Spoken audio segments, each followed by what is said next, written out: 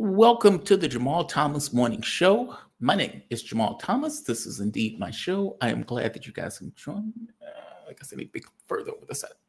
I'm glad you guys can join me on this additional episode. We are in Friday, December 19th, steaming to the Christmas holiday. Again, as a heads up, I will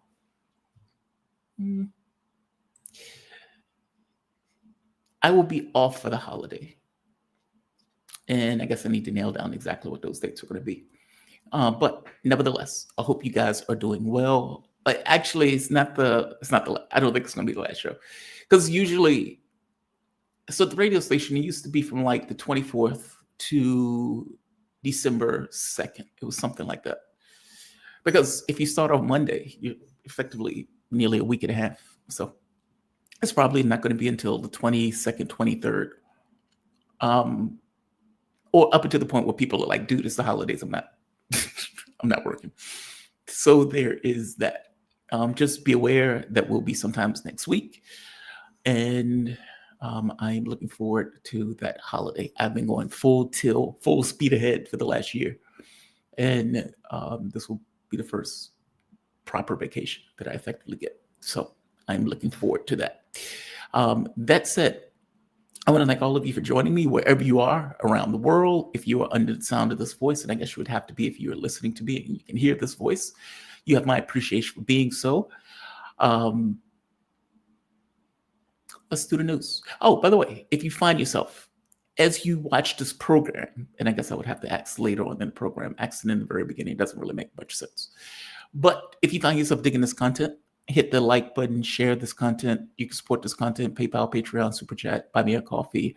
All of those things are helpful to the channel, memberships, and allow this channel to keep ticking along the way this channel does. It's like the little engine that could.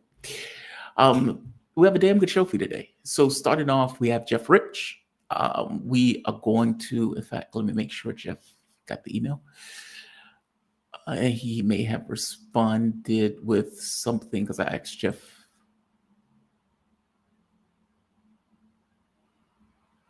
Yeah, that works. And that's right, Bondi, because he is in Australia. So the Bondi thing would matter to him. We have Jeff Rich. We have Andrii Telizhenko. Andrei, of course, former diplomat in Ukraine. He lives abroad now because if he lived in Ukraine, they would have taken his life by now. So there's that. Shobhan Saxena, apparently India is given the gavel by Brazil or from Brazil. I don't know what it is about this channel in India. I have no idea what it is. For some reason, it is less enthused by India. And I don't know if it's because they're seen as, let's say, the weak link, the BRICS in the way that people see them. I don't know what it is, but Shobhan is a fantastic guest, and he does fantastic commentary in regards to his reporting and everything else. He will be on the show. And finally, Ray McGovern is going to close it out at 9 o'clock. So we have a full show for you today and a damn good show for you today. One of the interesting things that has taken place over the last a couple of days has to do with, obviously, the blockade. Secondly, it's Donald Trump coming out giving a presidential announcement and in no sense mentioning the blockade. There's that. So people feel that was a bait and switch. But on top of that, Maduro running the blockade. And what do I mean by that? So Maduro apparently sent his warships out to escort some of the tankers beyond the blockade. Right here. Right here, right here, right here, right here. This is rather amazing. Now, the Trump administration apparently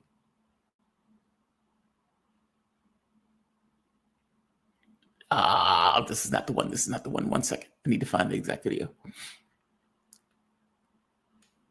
I need to find the video of this. But long story short. Okay, here's one. All right. This. According to they are running aid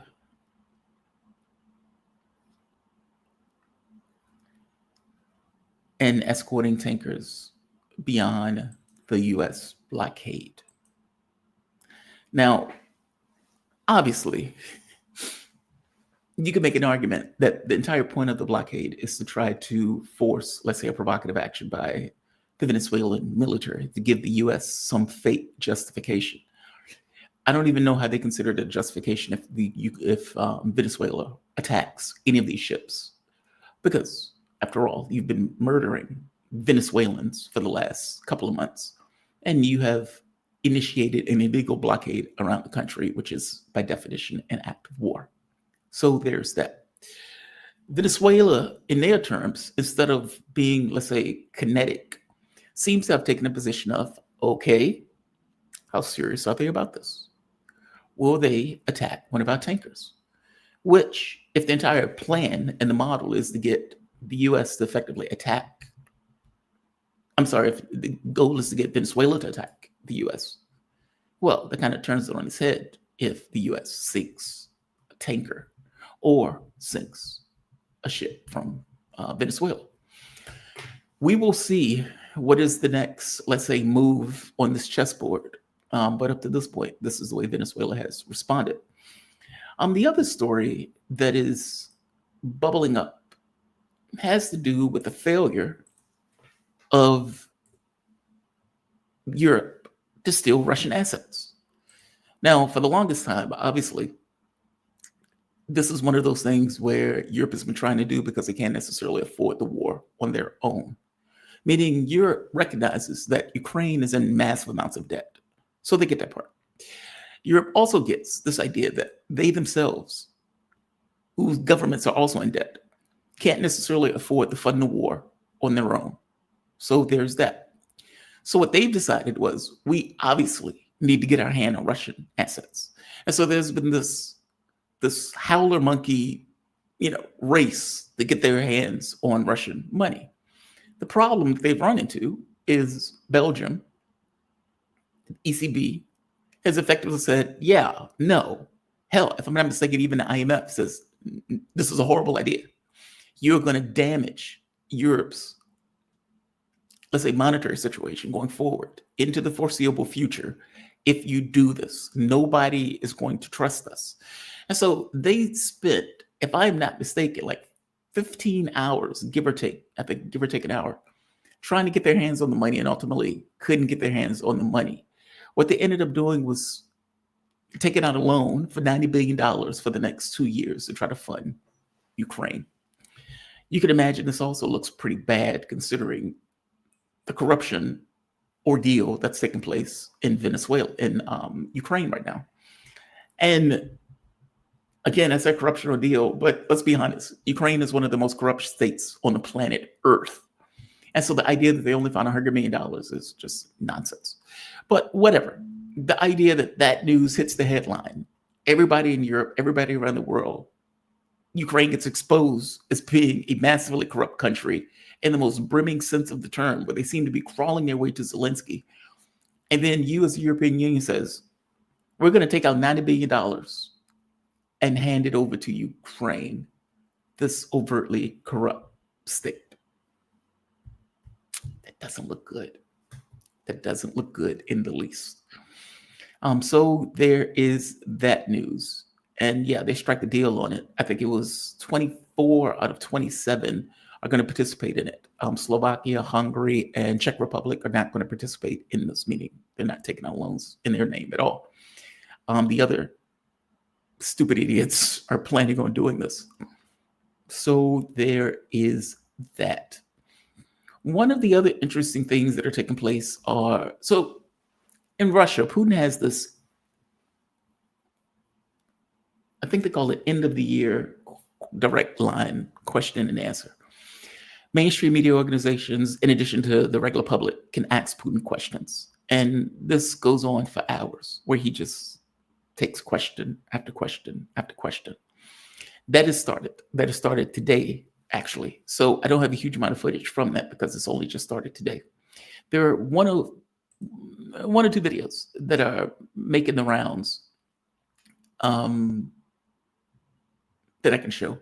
Speaking of Europeans stealing Russian assets, I can show that one. This is Putin's response to that, making a point of saying, no, that's not theft. Theft takes place in the darkness. This is just burglary. Done in the open, so it's burglary. Why are they not managing to perpetrate this burglary? Because the consequences are very serious for the burglars. So theft is not the great definition for this. Theft is a secret theft of the assets. Here it's done in the open, so it's burglary. Why are they not managing? And as he points out, Belgium, ECB, many of these other European states are terrified at the consequences of trying to steal this money. Hence, they've been having difficulty getting their hands on it. Now, there have been plenty of people, I think Mark even said, at some point they will get their hands on this money. And I think, was it Helmer? It may not have been Helmer, it might have been Mark, who said they've already written this money off because ultimately they believe that they're going to lose this based on Europe stealing it, in which case they're going to have to go through lawsuits. Europe, well, let's say some countries in Europe are concerned that they will be taken to court in a non-European state, which they will invariably lose, even if it takes several years for them to lose. So countries like Belgium are deeply concerned and troubled by them doing this. And of course, Maloney has also come out effectively being somewhat against this.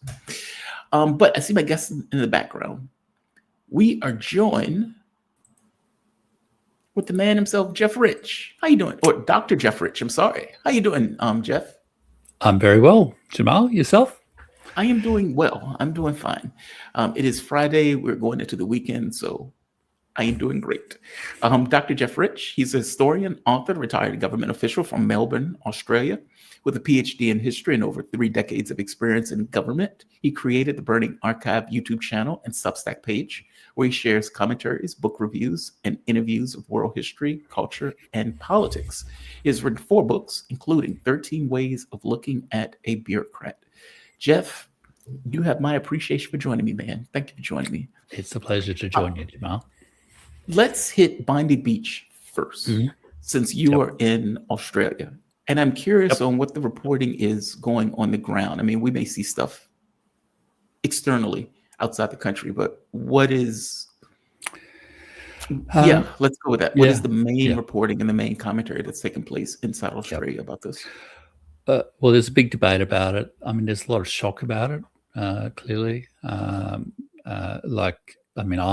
personally heard the news about the event, not through the media, but through someone close to me, someone reaching out to them saying, we've heard the news, are you okay, kind of thing. And, one of their friends was in hospital on the night of the attack. So, it's affected a lot of people. It's a very kind of rare event in Australia, this kind of mass shooting, unlike the United States.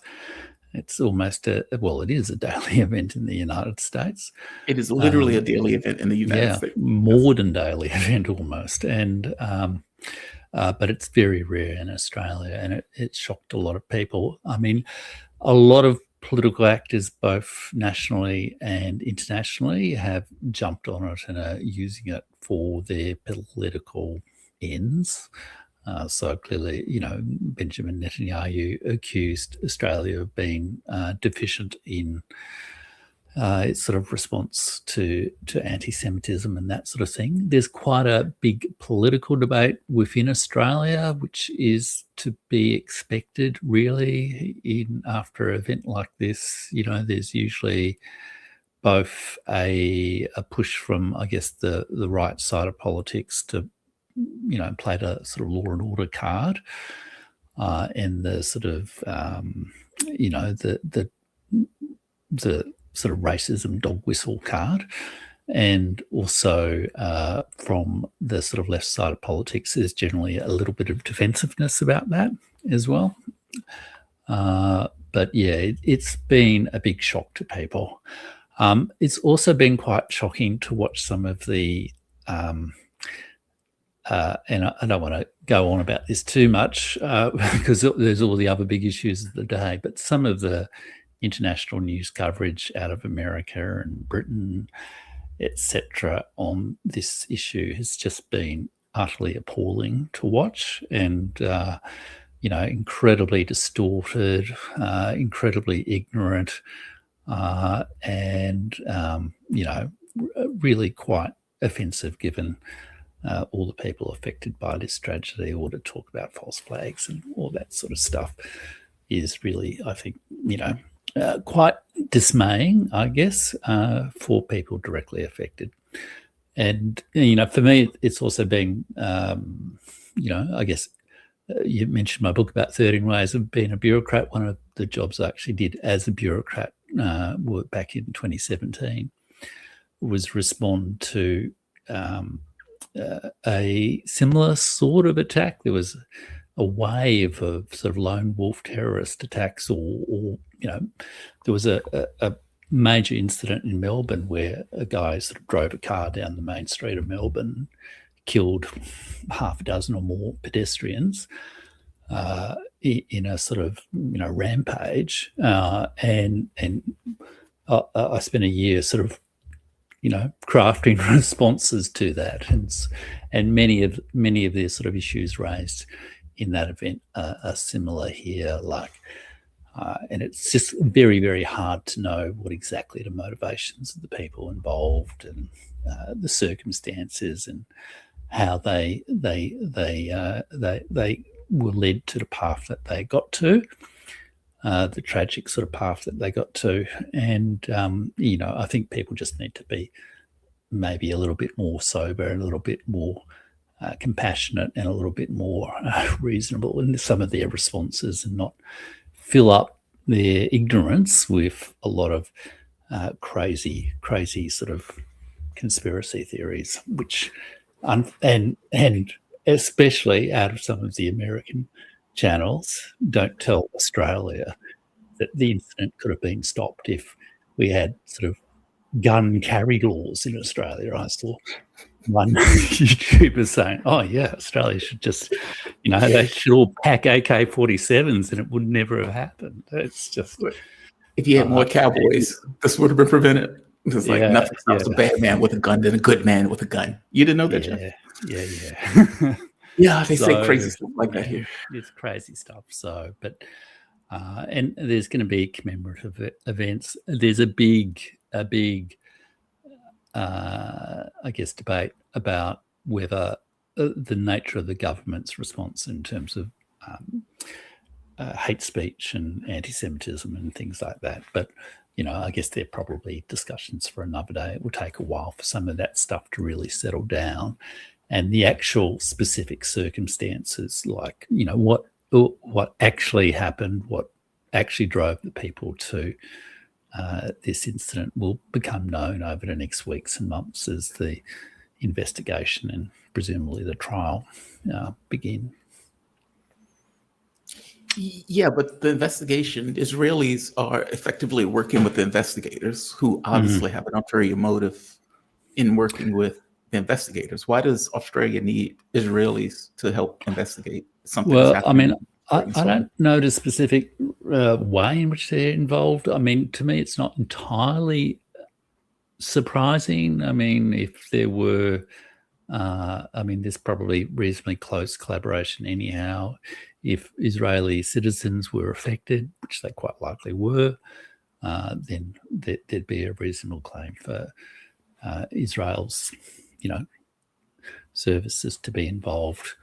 There's, concern about these sort of intelligence attacks. So, I mean, it might be a concern, but it also might just be a pretty reasonable sort of response in the circumstances. Similarly, like I heard your discussion with John Helmer, and he makes a good point about the legal definition of terrorism, and it's not 100% clear yet whether this incident would meet the legal test of terrorism, because we don't know the actual motivations of these people and that sort of thing.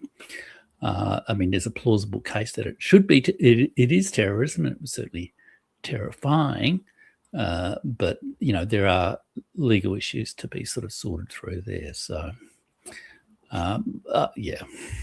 And see, this goes to the whole European Union thing again. Israel has spent the last 2.5 years claiming that murder, rape, slaughter on a mass scale of hundreds of thousands of people was not a genocide. Netanyahu just went out saying, we don't kill kids. And this is all the while its own ministers are effectively saying, starve them all, kill them all.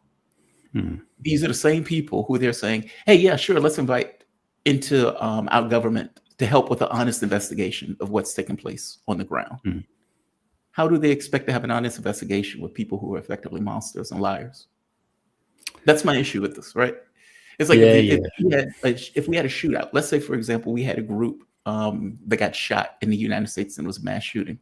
We're not inviting other countries to oversee the investigation. That's why we have the FBI. That's why we have the police in order to do those investigations.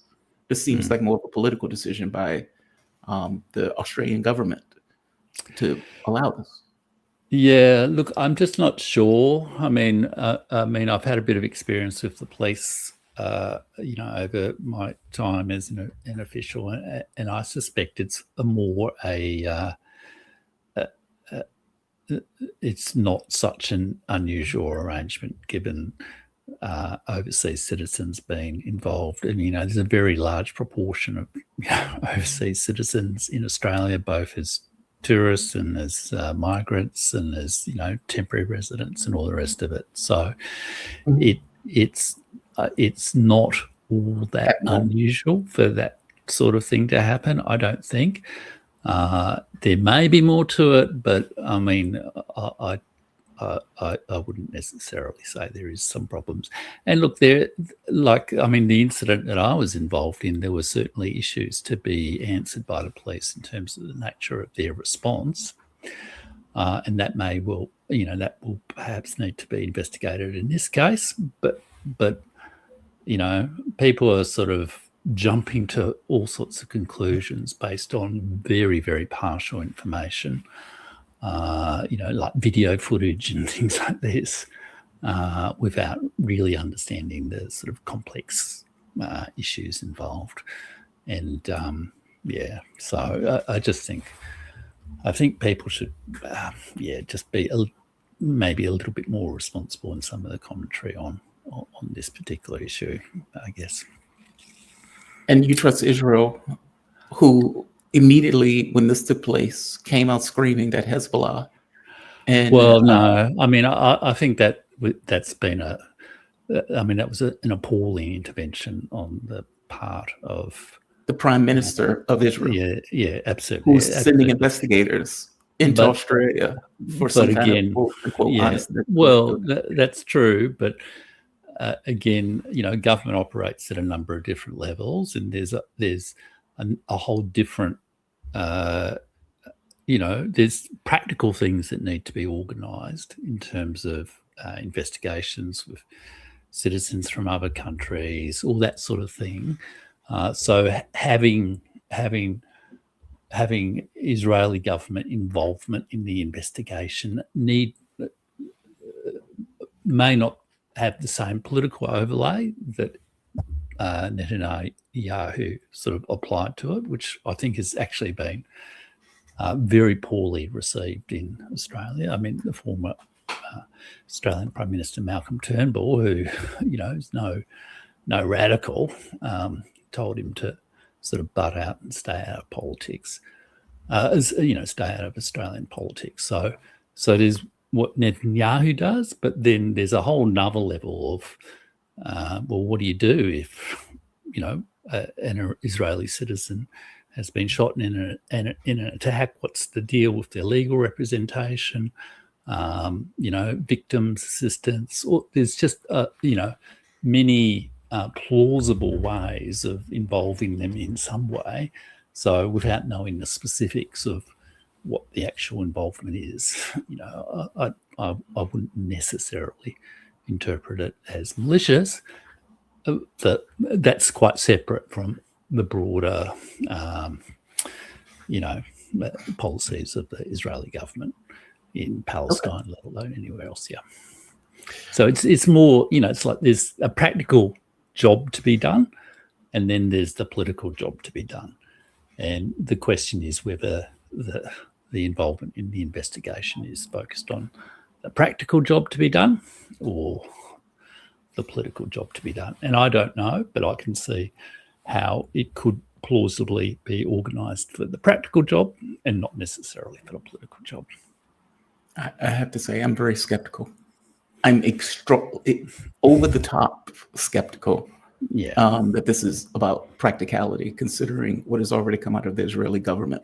Meaning at the point where if Joe Biden comes out and says, hey, if the Russians go into Ukraine, we're going to blow up Nord Stream, or we're going to stop the pipeline. The pipeline blows up. What am I to take from that? I'm going to take from it that the U.S.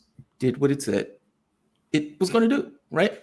And so if somebody comes out later and says, well, Russia obviously blew up their own pipeline, I'm going to say those people are mostly lying. They're liars. When this event immediately takes place and the response from the Israeli government is Australia is not doing enough, Australia is not defending, their anti-Semitism laws aren't strong enough. And obviously this is Hezbollah and Iran that's effectively doing this.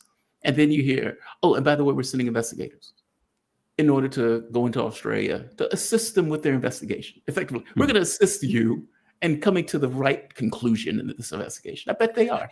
I am and not. Look, absolutely. And look, I mean, there have been some odd incidents in the past, one of which led to the expulsion of the Iranian ambassador to Australia. Exactly.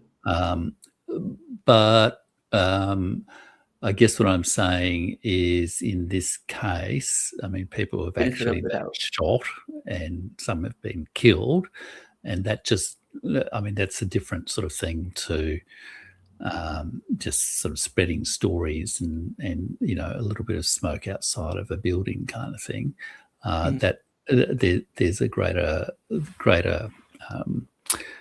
justification, I guess, for some sort of involvement. And I'm not saying that is the case, but I'm just saying, I mean, that is quite, I mean, to me, as an ex-government official, I can see that it's just been a plausible sort of thing. There's an awful lot of complicated matters that are involved in this kind of events.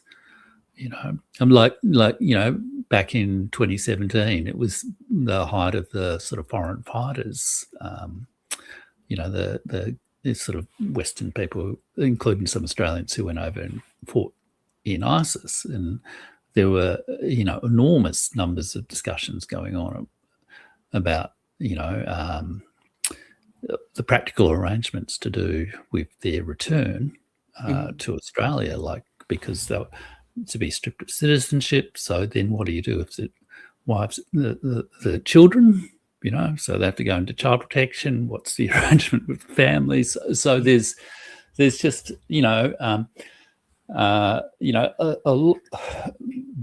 the political headlines, a lot of the business of government is just, the sort of, other people's sort of dirty linen kind of, and sort of cleaning it up a little bit.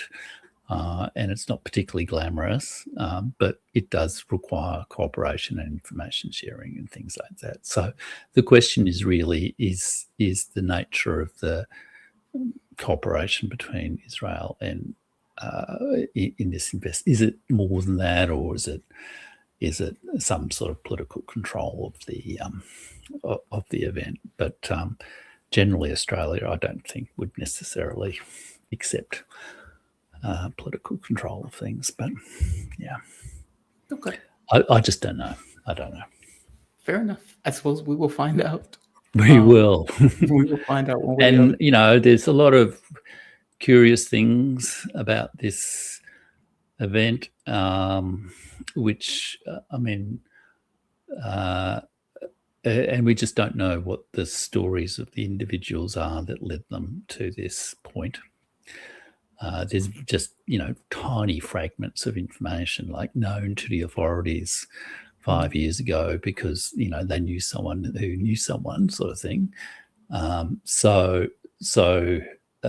a lot of the story is yet to come out, I think. And so I just think people just need to be a little bit patient, even though a 24/7 news cycle isn't terribly patient.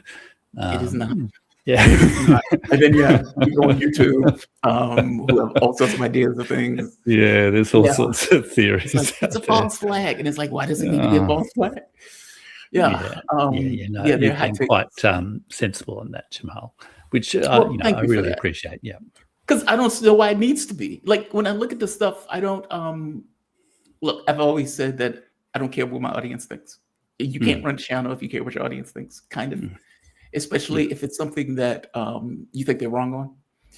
And I don't mean that as absolute. I care about, let's say, if they have story ideas. I care about if I'm effing up in some way. Those things I care about. But on points of view that I think they're being too cynical on, no, that doesn't affect my judgment. This is one of those things. It's like you've had a country that has gone on a mass killing spree with impunity for 2-3 years. Why wouldn't you expect there'll be a percentage of people who would want to, let's say, respond to that in the most vigorous way possible by going after the community to which that country claims to represent? That seems the most, like, I don't want to call it a rational act, but it seems to be the most plausible thing ever. And so when people are like, well, Israel is taking advantage of this, so obviously it's a false flag. It's like, why does it need to be a false flag just because somebody's taking advantage of a situation? I don't. It's like, what's more likely to be true in this? And to me, what's more likely to be true is people get pissed off when you murder a lot of people from a particular demographic. Yes, indeed. So, and the grievance, I mean, the thing is, though, of course, saying that there's a grievance doesn't mean the act that the people perpetrated is in any way justifiable. Correct. And there's always a grievance, and even often, like, I mean, one of the things I discovered in the work that I did was, even in, people use the term evil and all that sort of stuff about these kind of acts, but that doesn't particularly help understand what's actually happening at a sort of psychological human level.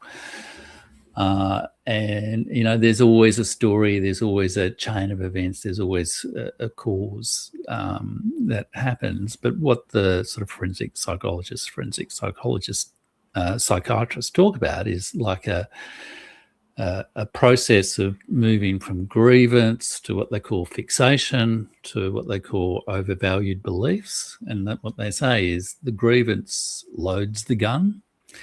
The fixation, which is like, being obsessed by whatever the issue is, or the person is, and that aims the gun, and then the overvalued beliefs, whether they're, and particularly a sense that without taking violent action, it's like it's last resort thinking. Unless I do this, the genocide will continue, or unless I do this,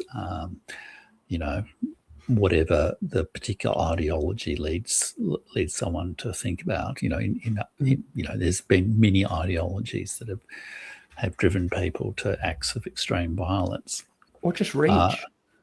I'm angry that they've murdered 100,000 people, and there needs to be consequences for them doing so, since there are no consequences in any other terms. I mean, well, but see, that's where they say, I mean, grievance loads the gun. So, I mean, the anger, the emotion, but then it's a whole other psychological process to say, well, I can't think about anything else, and it's taking over my life. And then I will then proceed to, kill other people. And, in the case of one of these men, himself die in the incident. And, like suicide bombers, all that sort of stuff, similar sorts of things, it can be part of it as well. To actually destroy your own life in the service of a belief is a whole different thing. And that's where the sort of, what they talk about overvalued beliefs sort of comes in.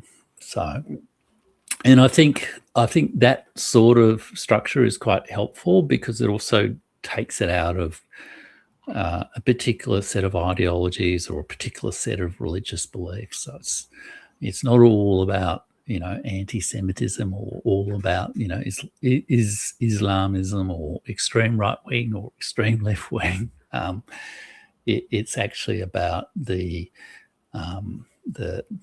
sort of the process of getting more and more carried away with the grievance, more and more fixated on the grievance, and then so carried away with your cause, your idea, your sense of anger and rage that it leads you to do something that, perhaps if your life's more together or you're not manipulated by other people or whatever the circumstantial factors are, you wouldn't actually do.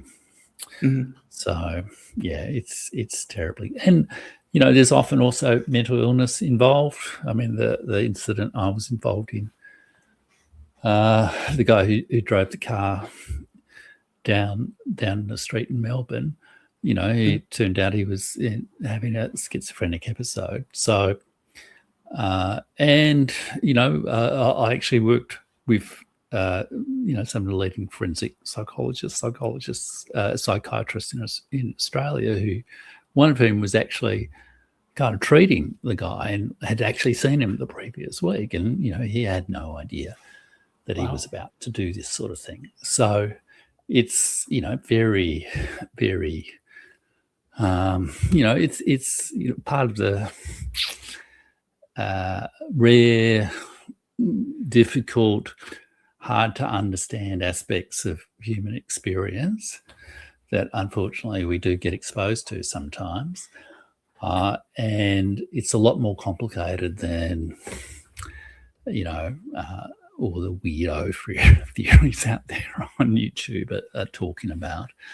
And it's, in many ways it's quite fascinating, but it's also, it's also very, very troubling. But the people themselves are often, deeply, deeply troubled individuals as well.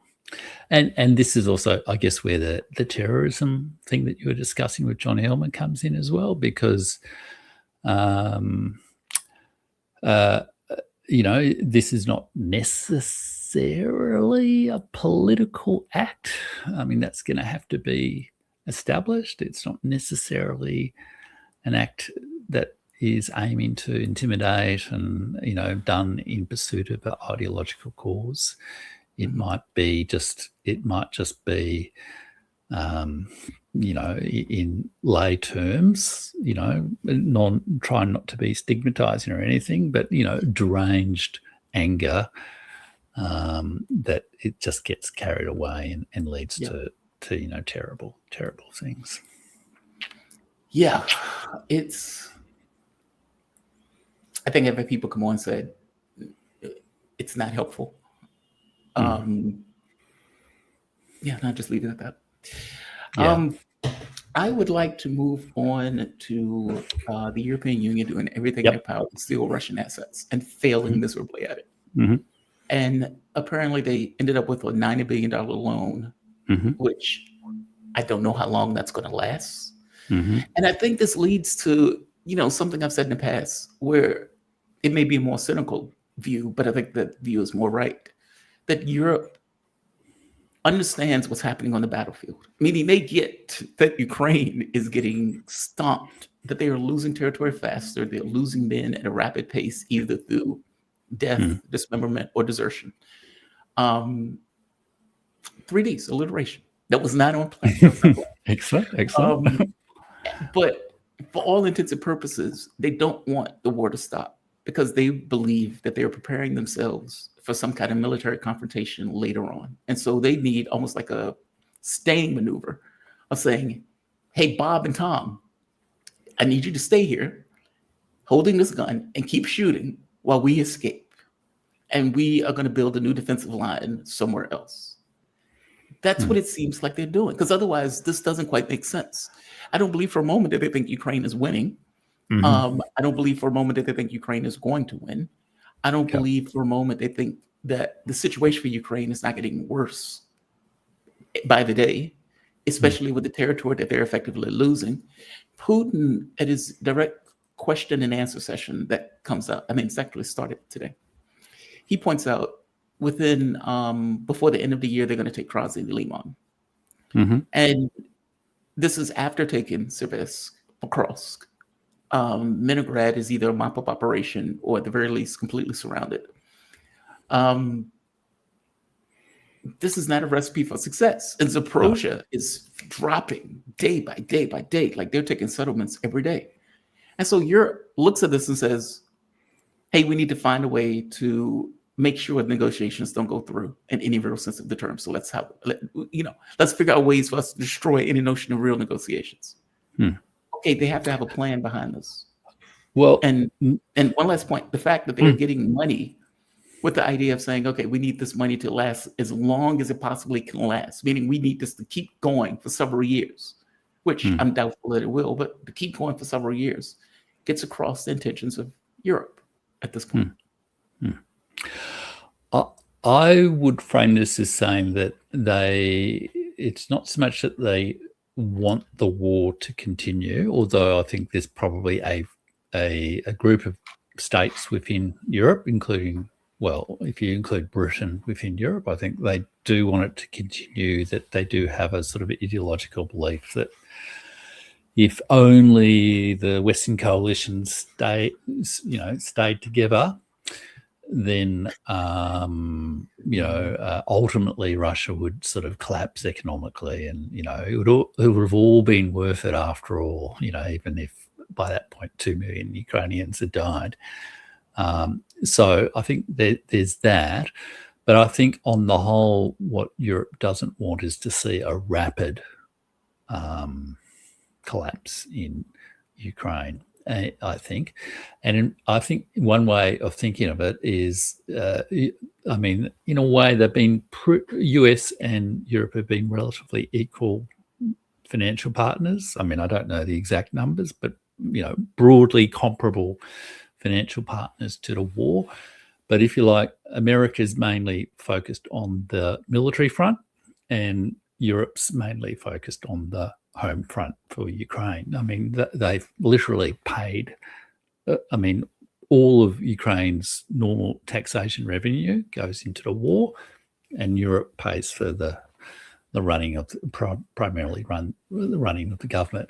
Europe has absorbed millions of Ukrainian refugees who are now living in Europe, and wearing the patience of both the governments and the communities thin in terms of social welfare payments and all that sort of stuff. So in a way, America's pulled out of the military front, and if Europe were to suddenly pull out the home front as well, I mean, it would be a catastrophe. I mean, it would like basic functions of government and law and order and all that sort of stuff would just crumble in Ukraine, which with catastrophic consequences both within Ukraine and spilling over into the borders of probably both Russia and Europe as well. So I think there's some sense in which they think there needs to be an orderly exit from the Ukraine war, and they can't say, yeah, we've lost, because you got to keep the morale going at the home front, but they also can't just say, okay, like Donald Trump does, we're out, give us some money. So, and I've also argued really since February, I think, that in a way, a lot of the debate between the different countries is about the war debt issue, like, who pays, and often in negotiations in government and other contexts, this is the most difficult and complex issue. And I think that has been the case with this one. It has been a case of who pays. Europe, had a choice of making Russia pay or taking out a loan for Europe to pay. And but the risk with making Russia pay was both the opposition from Belgium, who were most on the hook, so to speak, in terms of the legal risk of stealing money, to be clear about it. And I mean that case has been made since this proposal was first mooted like 2 years ago. Like, I mean, that people have been talking about, using these assets in this way for at least 2 years. And this has always been the problem. But Britain in particular has actually been very keen on that. And I think there was actually a Russian intelligence report this week that actually emphasised the fact that it's Britain that has been most keen on stealing the Russian money and also using that as a lever to keep the US in the war as well.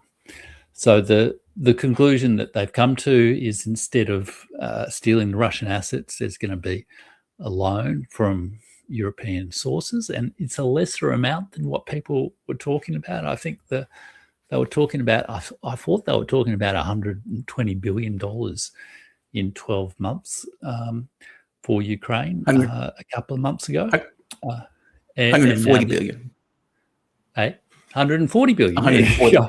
Yeah. So we're down to 90 billion over 2 years. So whatever that is, that's about a third of what that amount is per annum, which might also indicate that they think, at some point Ukraine's going to be withdrawing from the war at that time as well. And the debate within the EU has also been interesting because the strongest advocates of the steal of Russian assets argument have been Germany, sort of Merz, von der Leyen and one other person. They've been the key advocates of it. And this decision has generally been seen as a loss for them. And the key person, probably, I mean, as well as the Czechs and the Slovaks and stuff, but the key person who's been advocating this sort of loan approach has been Giorgia Meloni. So, and, her persuasive skills, as you've referred to before, have won out. But that in itself also connects to a kind of an ongoing tension within the EU as well, between the Germans have tended to dominate it and apply their sort of fiscal approaches to it. And with the sort of southern European states feeling like they're a little bit, under the thumb of the Germans a little bit. So this is also perhaps a bit of a rebalancing of financial and political power within the EU as well. Yeah, this is super interesting to me because, Angela Merkel effectively was the face of Europe for forever. And, when she leaves, I would imagine Emmanuel Macron thought that he was going to somehow take some kind of center stage, when less so, not so much. And yet Scholz doesn't have the charisma at all to run. Like it's just not there for him. And Merz is not that much better. He's just as hated as Scholz was. And so there's like this failure of leadership with these lunatics like Kallis, these unelected bureaucrats, Kallis and von der Leyen, who bubble up. I got to say, I mean, they're not really unelected bureaucrats. I mean, they're politicians who've been, and there's a European Parliament, and the Parliament then appoints them. So that they're not bureaucrats. Speaking as a bureaucrat, these people are not bureaucrats. Stay on our reputation. They are literally bureaucrats. If you want to say they're not Okay, let's put it this way: they're not up for domestic elections. Let's say it that way. Yeah, they're Let's not be up for precise. domestic elections, but they are politicians and they act as politicians. And I mean, part of the dilemma for the EU has been that the key commission roles, I mean, the way in which the political institutions work just doesn't quite hang together. So the way the political executive relates to the Assembly, the European Parliament, doesn't quite hang together. The way in which the national state politicians relate to the Central European Commission politicians doesn't quite hang together. The way the taxation system works doesn't quite hang together. The way the defence and security stuff doesn't quite hang together. So this issue is also raising a whole set of more sort of fundamental questions about kind of the way in which those various powers of budgets and tax and all that sort of stuff work within the European Union. And not just budget and tax, but also the way in which capital investment and that sort of thing works across the way the sort of fundamental economics sort of works across the European Union as well. They've done quite well in many ways, but there's also key players, one of whom is Mario Draghi, the ex-Prime Minister of Italy, who's argued for various sort of reforms as well. And without debating the merits or whatever of those, I mean, it seems to me that this decision is indicative that there's likely to be some moves to reform those sort of arrangements gradually and in a consensual sort of way over time for Europe, and the social catastrophe, the economic catastrophe, the potential financial catastrophe for Europe of actually either through membership or just through neighbourly responsibility, having to take on the responsibility of a ruined Ukraine is going to, I mean, there's a reason they haven't let Ukraine into the EU before, and it's not just that it's corrupt. It's also, it's the largest country in Europe apart from Russia, and it's got a lot of economic problems, and it would put a lot of strain with some of the other members. It doesn't seem to register though. Like none of that. It does register. But I mean, people have been talking about these debates, outside of the headline sort of news, for a couple of years in this war, and it is multiple dimensions of it, because there's does Europe pay or does the US pay or does Russia pay? There's that side of it, but then there's also the do the governments pay or do the private sector who were licking their lips about rare earth deals and land deals and paying off oligarchs here and there. A few, do they get their money back or does the government pay their money back? So there's been, for a couple of years, debates and negotiations that, don't get much coverage in the press that have been about that sort of issue.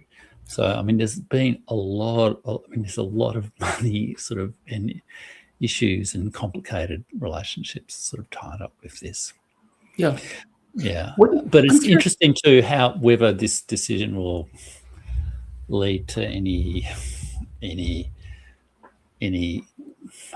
shift in diplomacy. I suspect it probably does suggest that, and apparently Macron's already said, it's time for us to re-engage with Putin, things like that. I'm sure Vladimir Putin is thrilled with that.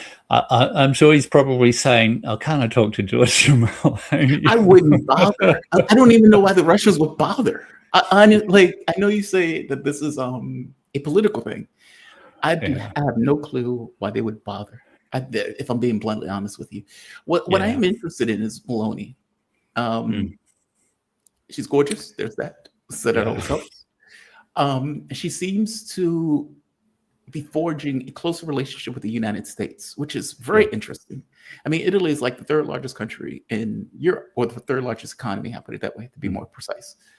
And in that capacity, obviously, they have clout, but they were never really seen as top of the echelon in regards to the leaders of Europe, per se.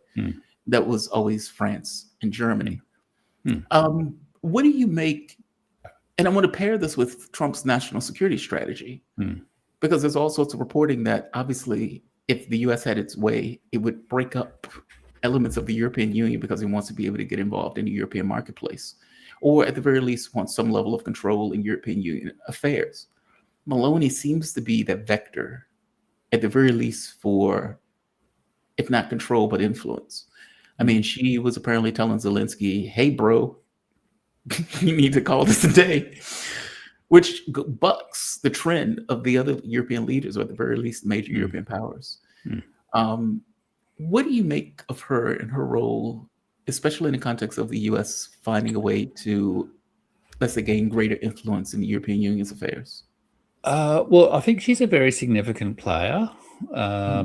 Like when the EU, the European Parliament, had its elections in 2024, there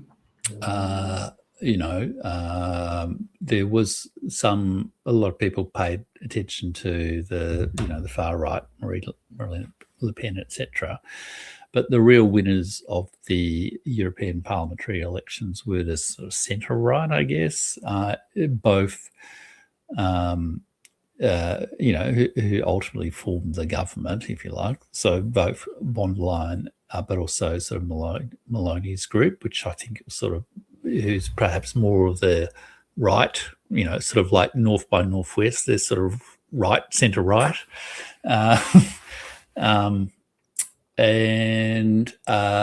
But people basically talked about Maloney and von der Leyen being the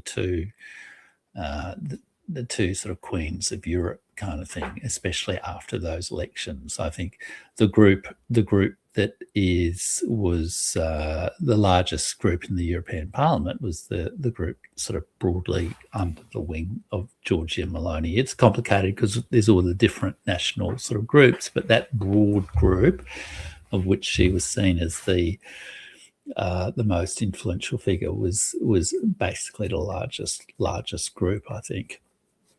And this particular debate about reparations versus loan to pay for the sort of sustenance of Ukraine for the next year or two has been a direct pitting of von der Leyen, who's very much been seen as it's got to be a reparations loan, and Maloney. So I think it is quite significant.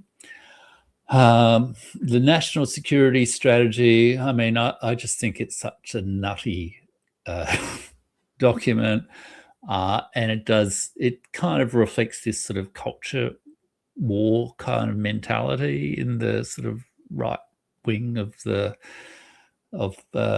Republicans, the sort of J.D. Vance kind of, as Susie Wales says, he's been a conspiracy theorist for 10 years, but he's also believed in this sort of global culture war and a global culture war against the Europeans. But that strategy is pretty remarkable in that it, explicitly says, we think, I think the phrase is something like the healthy countries of Central and Southern Europe, something like that. So the sort of, Hungary, Austria, Italy, kind of former Austro-Hungarian Empire sort of axis kind of thing, rather than the traditional allies of Western Europe, Germany, France, and to some degree Britain. So I do think certainly they're more valued under the Trump administration, but I doubt Maloney would be stupid enough to kind of, pin her sails to the survival of the Trump administration that is, flailing around, and not may be, booted out in midterm elections, might be unstable, might do a war with Venezuela. So I think she's skillful enough to, be charming and effective and ingratiating with the most powerful person in the room, who certainly wants to be told that he's the most powerful person in the room. Yeah. But would also pursue her own interests. So, but the difficulty they're all going to have is the need to form a genuine consensus around the sort of difficult institutional reforms in Europe. And, a lot of those things are, not the ridiculous culture war, civilizational stuff that the national security strategy talks about. It is, it is the technology competition, it's the market sort of changes, capital investment changes. It's the institutional changes to the way in which the European Union kind of as a federation or as a state works. Australia is a federation, and we've spent whatever it is, 125 years arguing between state and Commonwealth about, what exactly the right distribution of powers between state, federal and local government should be. And in a way, there's similar arguments in America, although it's a little bit more constitutionally settled. Yeah. But Europe's got that, but they're not just states or provinces. They're countries with more emotionally bonded sort of identities and separate rules. But whether Europe can really continue to have like little countries like Liechtenstein and places like that demanding their national sovereignty, or whether they need to, as they have, say, with the Schengen. You go to Europe, it's wonderful. You just sort of travel around in the Schengen zone, don't you? Yeah. Customs barriers, all that sort of stuff. But there are perhaps more substantial ways in which that sort of economic, political, cultural zone needs to be integrated politically that are going to be really, really difficult, especially with the, nationalist sentiment in some quarters. Jeff, I definitely appreciate you for joining me, man. Always do. Dr. Jeff Rich. He's a historian, author, retired government official from Melbourne, Australia, with a PhD in history and over 3 decades of experience in government. He created the Burning Archive YouTube channel and Substack page, where he shares commentaries, book reviews, and interviews on world history, culture, and politics. He has written several books, including 13 Ways of Looking at a Bureaucrat. Jeff, you have a good rest of your night, man. Thank you for this. Be safe, okay? You too. Thanks, Jamal. Take care. All right.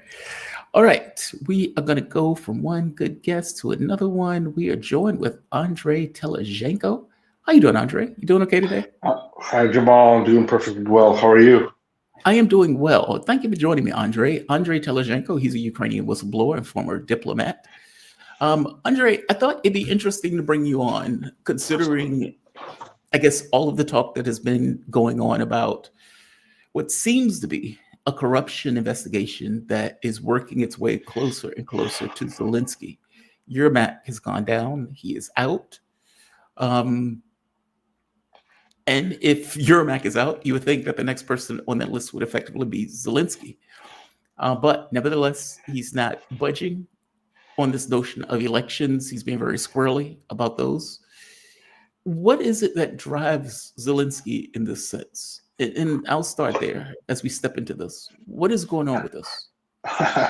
Probably too much drugs and cocaine that drives him to insanity and to continue this whole nonsense of just total catastrophe in Eastern Europe.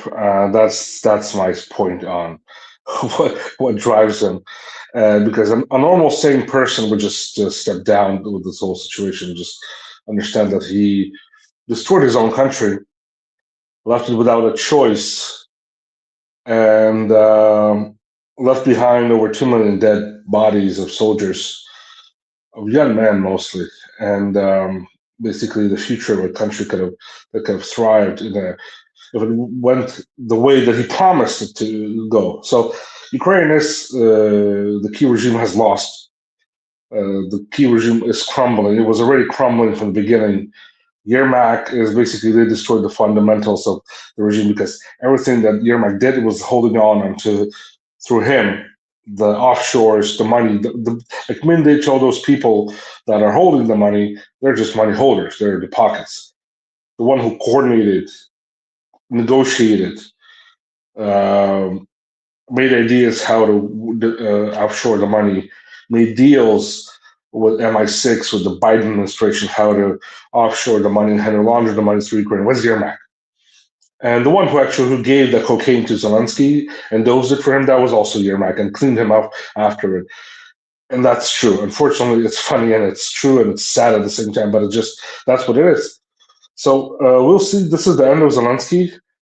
He, I think, had a choice that he could have left also with Yermak already after him. Stayed in London and he could have been saved. Now it's a situation where he is going to be killed by the military itself in Ukraine. That's going to do an uprising. That's what's being prepared in Ukraine, from my information. Or just regular people are just going to hang him in downtown Kiev, and he's not going to be able to flee Ukraine. Because what he did to the country, as I said, is just total disaster. Okay, wait, yeah. That you okay, two parts. The first question is, why doesn't he step down? I mean, he can always go to Israel, he can go to Paris, he can leave the Rada in charge of Ukraine. Why not do that, considering what is obviously a catastrophe on the battlefield? I think it's because the puppeteers, the warmongers in Europe, are needing him for now. It's going to be a transition or a coup from within to change him. And they don't want him also out there. They don't want to give him guarantees, any political guarantees, because he knows too much. And he is not trustworthy. If he basically sold out his country and sold out the people who made him, the Ukrainians, as the president, then he can sell anything else. So nobody likes traitors, right? And I think that's also the main idea in this whole situation. Even though he is negotiating for his security guarantees with the United States, that's why it's also taking so long for him to step down. And so there's a process ongoing in Ukraine right now with this whole corruption scandal. And it's not $100 million only. It's over $2 billion. That's for what I personally know. And it could be much, much more than that, because half of the money that was sent to Ukraine from the United States, from Europe, the $400 billion in the last 3 years, half of it was stolen, laundered. And some of it is in Zelensky's hands. And as I said, from over $2 billion, I know personally that people are holding into Bitcoin accounts. And I think it's up to $15 billion, that's for sure, that they have basically for their services. He got paid by the Europeans, the deep state in Washington. So that money actually left not only Ukraine, it came back to the West, to the people who started this war, the warmongers, the military-industrial complex people, the politicians who are processing this and continue to process to push this war, even with today's new administration in Washington. And that's the sad news of it. The Ukraine and Zelensky, if he was a sovereign leader, he would have stepped down on his own a long time ago, and this would have ended. And today, Ukraine, as I said, the corruption charges are going to lead up to Zelensky personally. He's also in the tapes. Whether it will be published, I don't know. That's the investigation process happening. I think that's the game, the political game that is involved to pressure Zelensky into doing something that he doesn't want to. But at the same time, we're seeing that the Europeans have right now came out with that there's going to be no money for Ukraine. They cannot steal the Russian assets to finance this war because it's Belgium, Czech Republic, Italy came out and said no. Hungary said no, and the banks and even the banks in the UK said no. Like, who's going to pay us for the law fees? Nobody. The French bank said the same thing.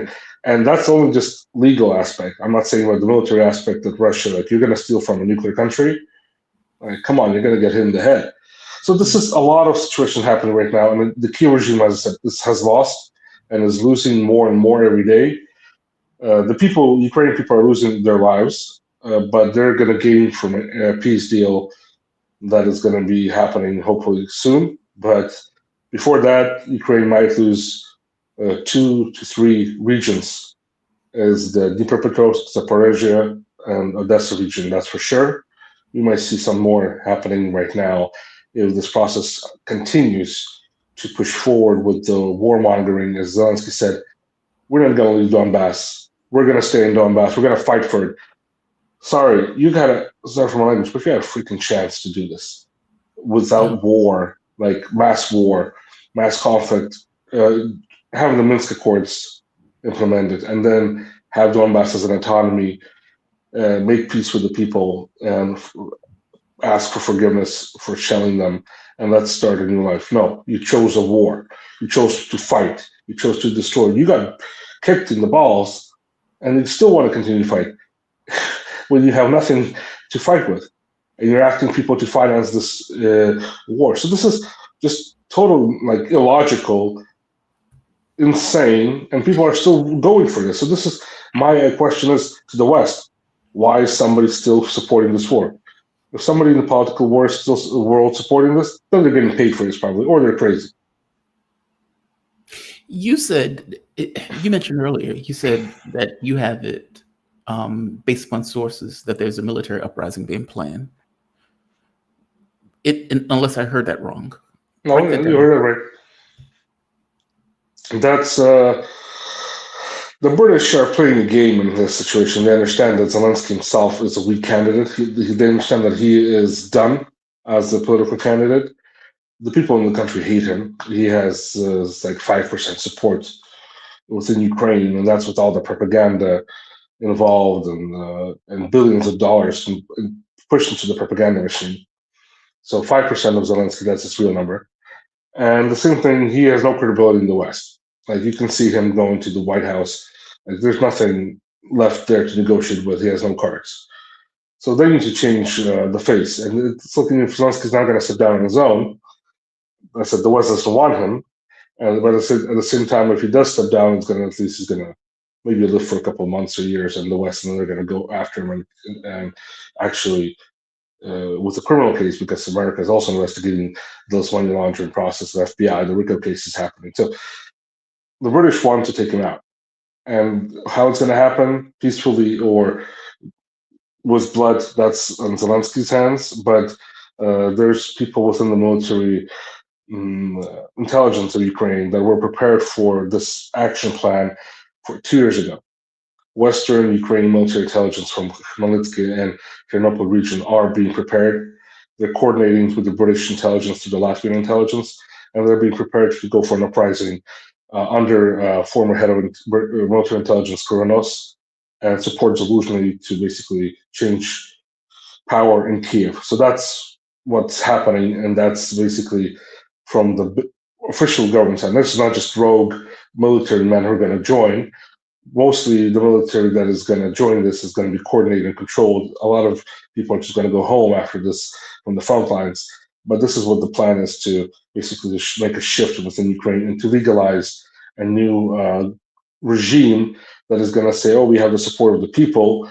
We want to continue this war. So this is what the end game right now is for the British and for the deep state in Europe to do a regime change in Ukraine. And we'll see what's going to happen, but that's what's on the table right now. And just to be clear, the plan is to put in Zelensky in order to keep the war going. Meaning, this is not a regime change to bring this to a close. This is a regime change to say we're going to keep this going for another however long this can. To legitimize a new government, because this government is not legit, by Article 110 of the Constitution of Ukraine. Everybody knows that. People are just playing along with the situation. Okay, we cannot just, even though the United States could have just said, look, this guy's not legit, let's do. They did it before, but they took out a legitimate president, Yanukovych, and then replaced it with a puppet government. Now it can be done with a negotiation process. I'm talking about within the last year online on different podcasts and news agencies, like how Ukraine should not go into a civil war with having this military uprisings and chaos by having Moscow and Washington negotiate a process of a regime change through the parliament, which is the only legitimate body right now in Ukraine. Have a new speaker of the parliament from the Rada, from the members of parliament voted in, who will sign the peace deals, because Zelensky cannot sign those peace deals. He's not a legitimate official, and he's just a dictator who just in power. And have the parliament sign it, have the parliament then vote in to have elections within 6 to 8 months, open borders, secure the process without having no Nazis on the ground, have basically, together with the United States and Russia, a security service that's going to clean up the bases in Ukraine, not have basically have presidential candidates come from different parts of the world, because a lot of people who are the real opposition fled not only to Russia but also to Europe and other countries. Have the possibility to come back and be part of the elections, not just the puppeteers or the warmongers like Zaluzhny, Poroshenko, Timoshenko, Klitschko, and all the crowd. We talked about them before. And as I said, Klitschko, example, German citizen, he basically holds all the prostitution in Kiev. That's the guy. He's the main pimp of Kiev. He's the mayor, and he's going to run for president. So this is the reality in Ukraine. Poroshenko is under the CIA, the deep state. So these people aren't going to support Trump and his peace plan. They're going to just change and continue the war. For the United States to bring normality back to Ukraine, have that happen together with Moscow. Not just do your own puppet change, but have it a normal way, a civilized way to do it by the law, and have people not come back from different countries, the opposition, to be part of the elections. Have them be part. Have them security for them to be part of the elections, and we'll see who's going to win. And as I said, Zelensky won 73% because he wanted peace with Russia. Right. Today, yeah, we had a conflict, but I think majority is going to vote in for somebody's going to say we're going to have peace with Russia. Maybe not 73%, but over 50% for sure, and they can win. But we don't want them to be like in Mexico, presidential candidates dropping out or being killed on the street because when they're meeting their constituents, because there are going to be some Nazis killing them. And this is what they're trying to propose. Implement these elections now, have the Nazi regime run them. They're going to be not legit and have no opposition, nothing. So you have to have a normal process in this ongoing situation, and that's when it's going to lead to something normal, not just craziness of the West and have a cancer in the heart of Europe. Will they, from my understanding, the overwhelming majority of the public wants to end this war, even if it means giving up territory to do so. Will they vote for somebody who is transparently Banderist, a Banderite like Zaluzhny, who is obviously going in order to proceed with the war? I mean, this seems to be outrageous in regards to if they're talking about some kind of election. Or the Zaluzhny thing is not about an election. It's just about another coup in order to further.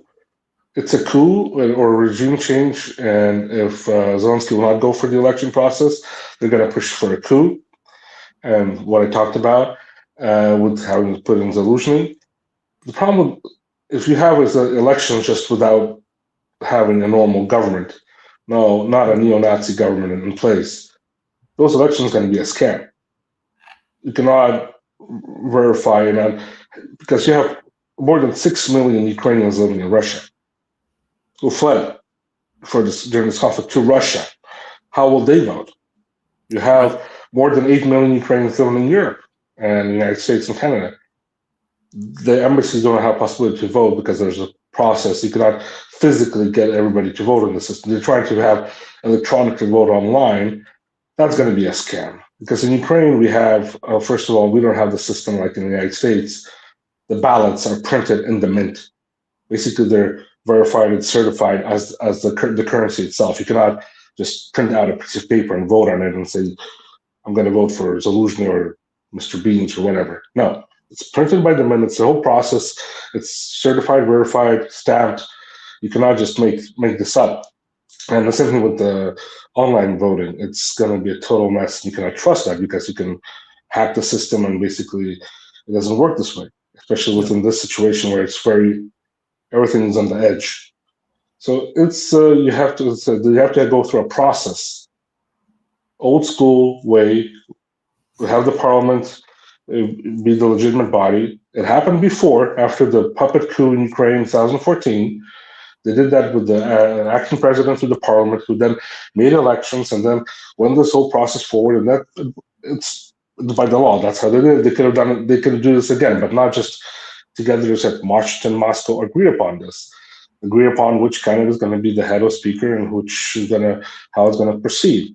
Help with security on the ground for these elections to happen. Have these neo-Nazi radicals out of Ukraine or not being financed, or at least get the CIA and the deep state not push this process forward. Have the basically agreement upon this. This is going to be another step to peace in Ukraine. If this goes through, it will be another step for peace. If it doesn't, then somebody sabotages. It's going to take responsibility who sabotaged these elections, did not help provide full security.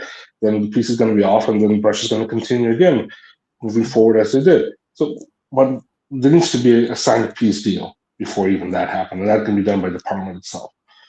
Not by this regime, not have these elections under this regime, not have only these candidates like Zaluzhny, where you have a vote without a choice. Basically, this is what they're trying to implement and push on. To have elections right now under Zelensky, to have a vote of only those candidates that they're there, Poroshenko, Zaluzhny, Tymoshenko, Klitschko. They're all coordinated by the deep state of the warmongers from outside of Ukraine. They're not independent or sovereign. They're going to continue this war. They're going to undermine and sabotage Trump, try to sabotage his efforts for peace deal and Russia's efforts on peace. So this is not even, I don't even think about these elections that are going to happen. I don't know who's going to win. Zelensky might win because it's going to be pushed for, and the people, even if they're going to vote for him because they have no choice to vote for anybody else. But at the same time, you have to remember who is Zelensky.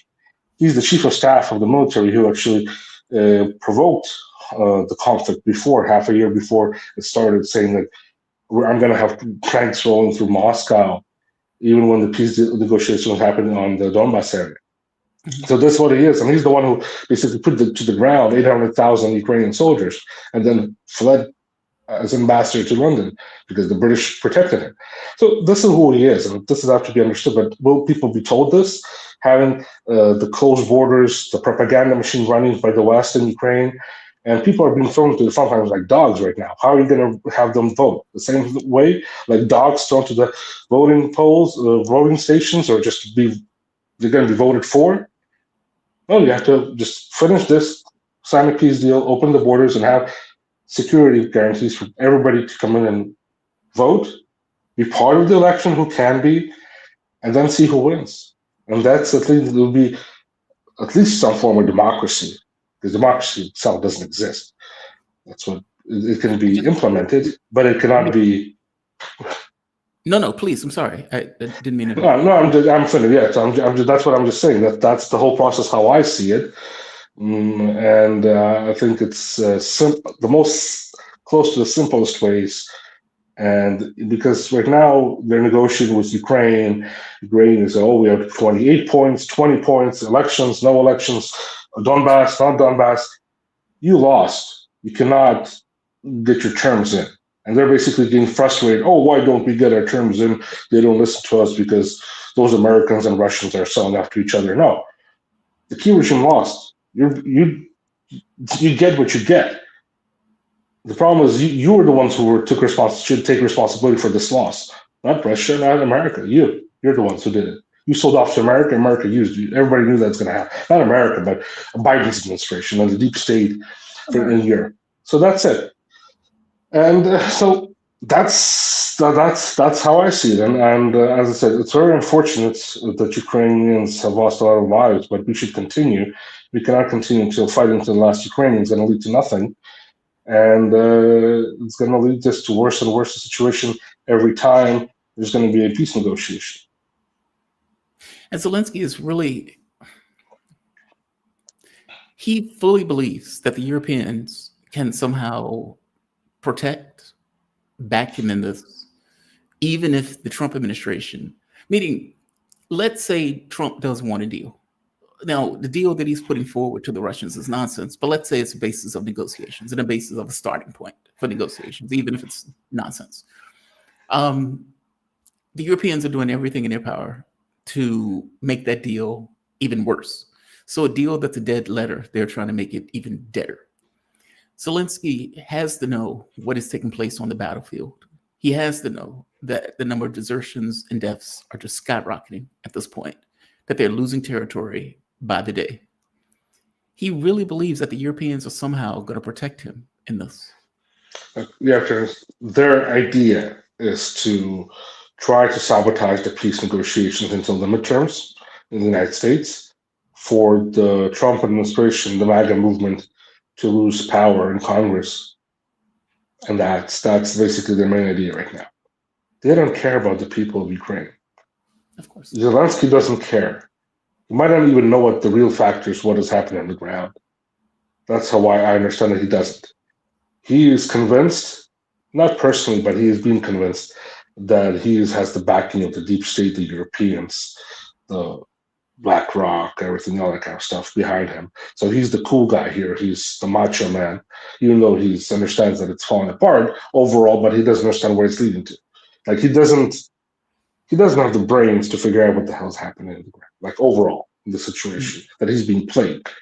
He's a joker on a strip pole, swinging around the whole world and trying to get money. That's collecting dollars right now.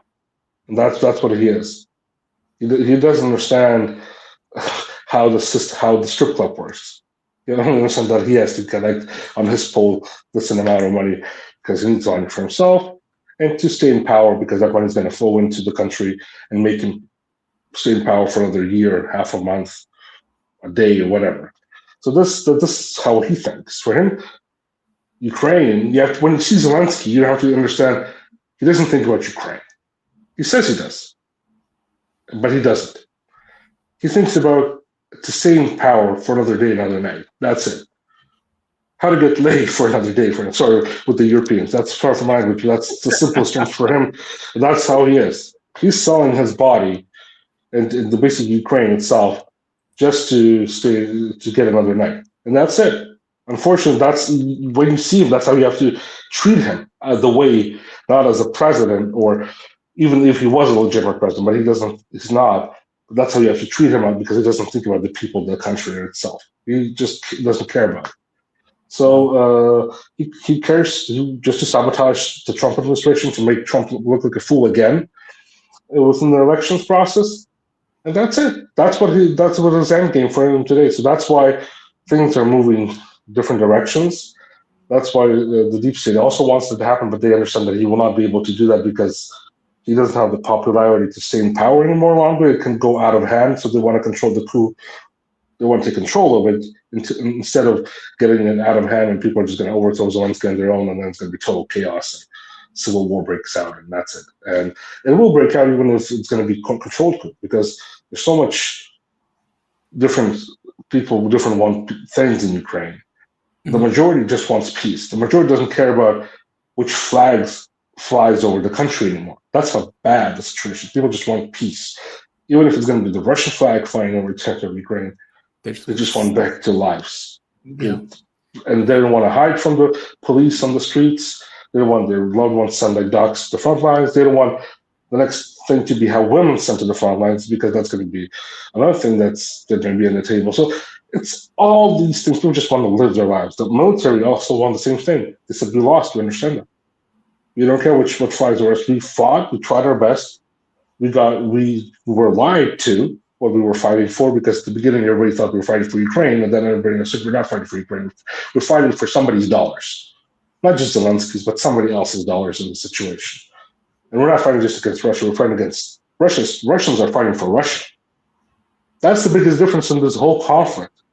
The Russian army and the Russians and the Russian government is fighting for Russia, not Russian national security interests in this whole situation, because Ukraine became so anti-Russia, so chaotic that you cannot.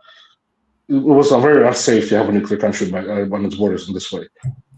Yeah. Plus the movement of NATO and everything else. But Ukrainians understood that they're not fighting, even with all the propaganda, they're not fighting for Ukrainian interests.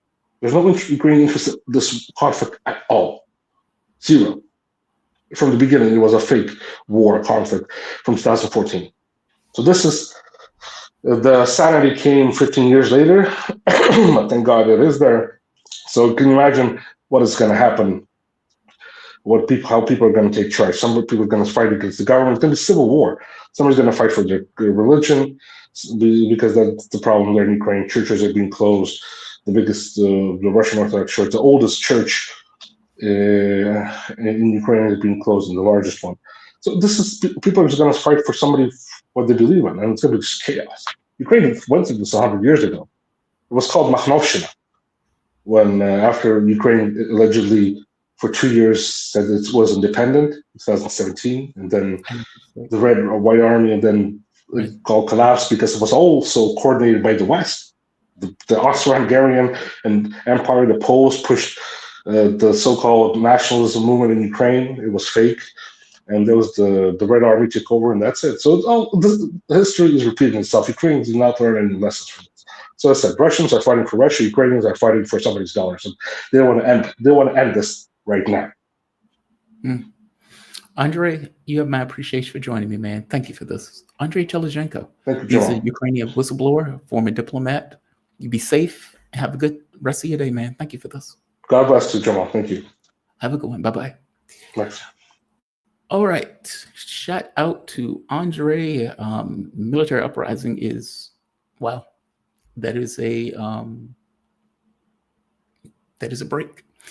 Let me go to my next guest. We're joined with Shobhan Saxena. How you doing, Shobhan? You doing okay today? Hi, Jamal. I'm fine. Thank you. How are you doing?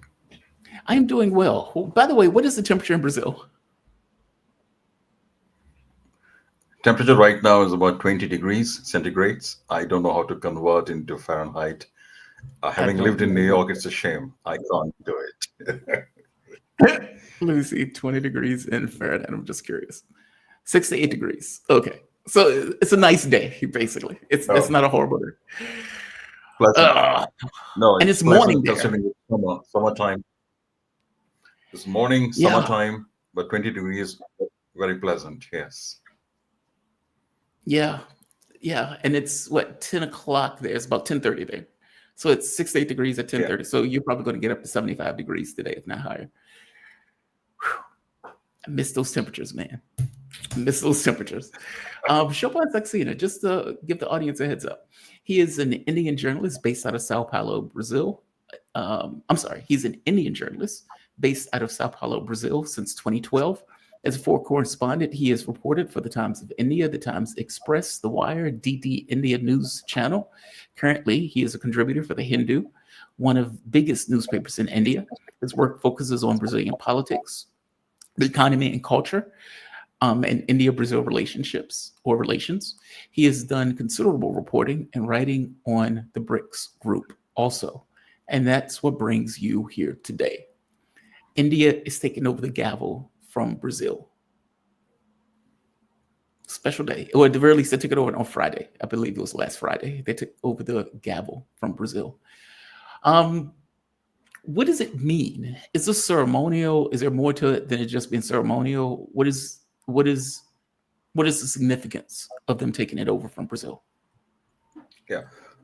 So what really happened in Brasilia, the capital of Brazil, on December 11th and 12th, there was a meeting of BRICS Sherpas, the diplomats who lead the initiative on BRICS of 11 countries, not just 5 founding members, but 11 full members now, including Iran and Ethiopia and other new members. And it was basically a stock-taking exercise, looking at what happened during the year 2025 under the leadership of Brazil. And then the gavel was handed over to India's Sherpa, Mr. Sudhakar Dallela, who is a very senior diplomat, which means that India will commence its presidency um, from January 1, 2026. And Brazil's presidency actually officially comes to end on 31st December 2025. So, it's a rotating presidency of BRICS countries, one after another. Especially the presidency still stays with the founding members at Brazil, Russia, India, China, and South Africa. And maybe we'll see maybe in the future the other countries may also get it. So basically, this year, 2025, the BRICS summit was held in Brazil, in Rio de Janeiro. Brazil organized more than 200 meetings, online and physical meetings on various issues, on various agendas of BRICS. A lot of visits happened from India, from China, from Russia. And so I think now the gavel has been passed into India, which means now India will hold all these meetings in New Delhi or other cities on the various agendas of BRICS, that is finance, health, artificial intelligence, sustainable development. So basically, that is what's going to happen next year. That means that is the process of when you pass the gavel from one country to another, which means the presidency has been handed over to India. It's now India's duty to conduct the presidency of BRICS in the coming year, which is going to be a very, very important year. What is going to be, so just so I'm getting this right, does the person who's the president's, let's say, or the country that's president of BRICS, do they get dictate the direction of BRICS, or let's say the focus of BRICS? Does that make sense? Or is it's still kind of all of them together and this is more of a ceremonial role? And if that's not the case, meaning if it is where India gets to dictate what the main focus will be of the organization, what is India's main focus going to be?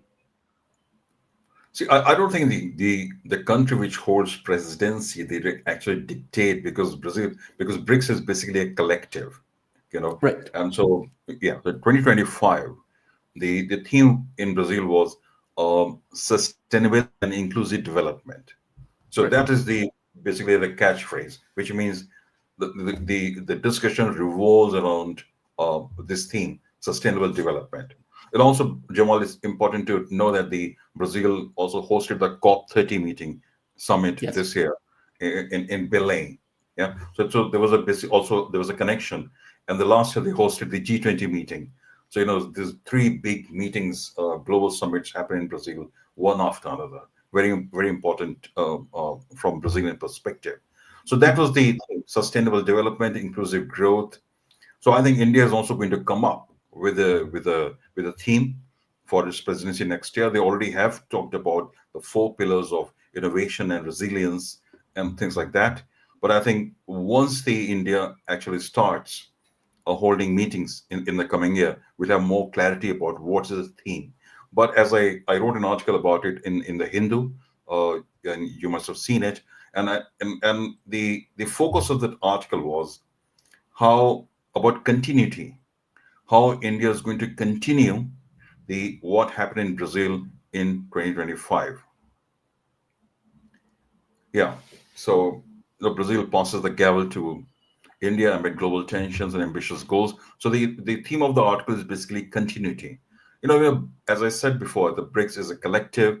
We have these meetings every year, the BRICS summit, and a lot of meetings happen on every possible subject, from healthcare to artificial intelligence, climate change, poverty, and how to reform the global financial system, how to reform the global governance model, everything. So I think that discussion will continue. But I think this year was very, very important because what happened in Brazil was really unprecedented. The Brazilian declaration, the Rio Declaration, was unprecedented. I think the BRICS countries took a very strong position on 3 fundamental issues. One is declaration on the issue of artificial intelligence, which is going to be a challenge, especially for emerging countries and the developing world, not just next year, in the coming years. The second was the climate action plan. So as I said, Brazil hosted the COP30 meeting. Even before that meeting happened, I think the BRICS countries had an agreement on a collective position on the climate action plan. Very important development. And the third declaration was on the socially transmitted diseases, which is, it's not a problem with the developed countries. This is a problem which exists in Asia and Africa and Latin America. Like healthcare issues, very, very important. And I think what we'll see in India after these three declarations, and also there was a lot to talk about reforms of the United Nations Security Council. UN is practically, in my opinion, is dead. There's so many conflicts and wars happening around the world, but UN is not able to do anything because of the basic reason it doesn't reflect the realities of the global order right now. The global order is not dominated by the European powers or US anymore. I mean, we are seeing actually multipolarity in action, really, and UNSC doesn't reflect that. So I think there was a lot of talk about reforms in UNSC and focus on multilateralism. As I wrote in my article, the biggest threat to multilateralism is the policies of the Trump administration and also European countries. They have lost interest in multilateralism. They keep talking about among themselves. So I think what the BRICS countries are trying to do, and we'll see that in India, restoration and more emphasis on multilateralism, reform of global institutions, including financial institutions, more emphasis on the National Development Bank, which is based in Shanghai, led by former Brazilian President Dilma Rousseff, and all three important declarations made in Rio. We'll see the continuity how under India's presidency they will be taken forward, and there'll be more discussion, more action on these declarations. More action how? Like, what do you say to people who make the argument that BRICS seems like more of a talking shop currently? That granted, it takes organization time to grow, but currently there's a lot of talking, but they don't see much action, especially on big ticket issues. For example, or issues of war. As you point out, the UN Security Council, I'm sure they would talk about it, but it's not necessarily anything will be done about it. I'm not even sure what BRICS would do about it per se. But what do you make of people who make this argument? Are they just not paying attention to what BRICS is actually doing in real terms? Yeah, I think this has been a very old accusation against BRICS. It's a talk shop. The leaders meet and they just talk and pass some resolutions, declarations, which means nothing. And I think Brazilian Foreign Minister Mauro Vieira, he said something very interesting at this meeting in Brasilia last week. He said people want to see results and how the people's lives are affected by what decisions are taken at the BRICS meeting. And I think from that point of view, three important declarations on artificial intelligence, on diseases, and on climate action are very, very important, very, very important decisions, because these are the three most important issues the world is facing today. Climate action, for example, the developed world they have turned their back on it. At COP30, we saw Trump boycotted it. Europeans were there half-heartedly participating, but not promising any money. So they actually rolling back their position. So who's now taking the burden? It's on the BRICS countries, basically Brazil. China is going to play a very important role, and China is showing to the world how with research and development and the introduction of green energy, China today is the leader in green energy. India is going to make very fundamental contributions. So these are very concrete issues, but these concrete issues do not interest the Americans or Europeans anymore. So they say, it's a talk shop. It's not a talk shop. When you take a decision on artificial intelligence, how should it be governed? I mean, right now, California, it's a wild west. People are fighting over, investments, and everyone is making huge claims about artificial intelligence, Chat GPT and Gemini and all these models coming. We don't know what they're going to do. These tech billionaires have completely gone crazy. On the other hand, we are seeing a different model coming from China, open source artificial intelligence. India is going to work in that direction. So I think anyone who says it's just a talk shop is not paying attention. They have not been paying attention, or till now, before Donald Trump came on the scene, Americans have either ignored or they have mocked BRICS. Oh, it's a talk shop. They just meet and talk and there are too many differences within the group, it's not going to succeed.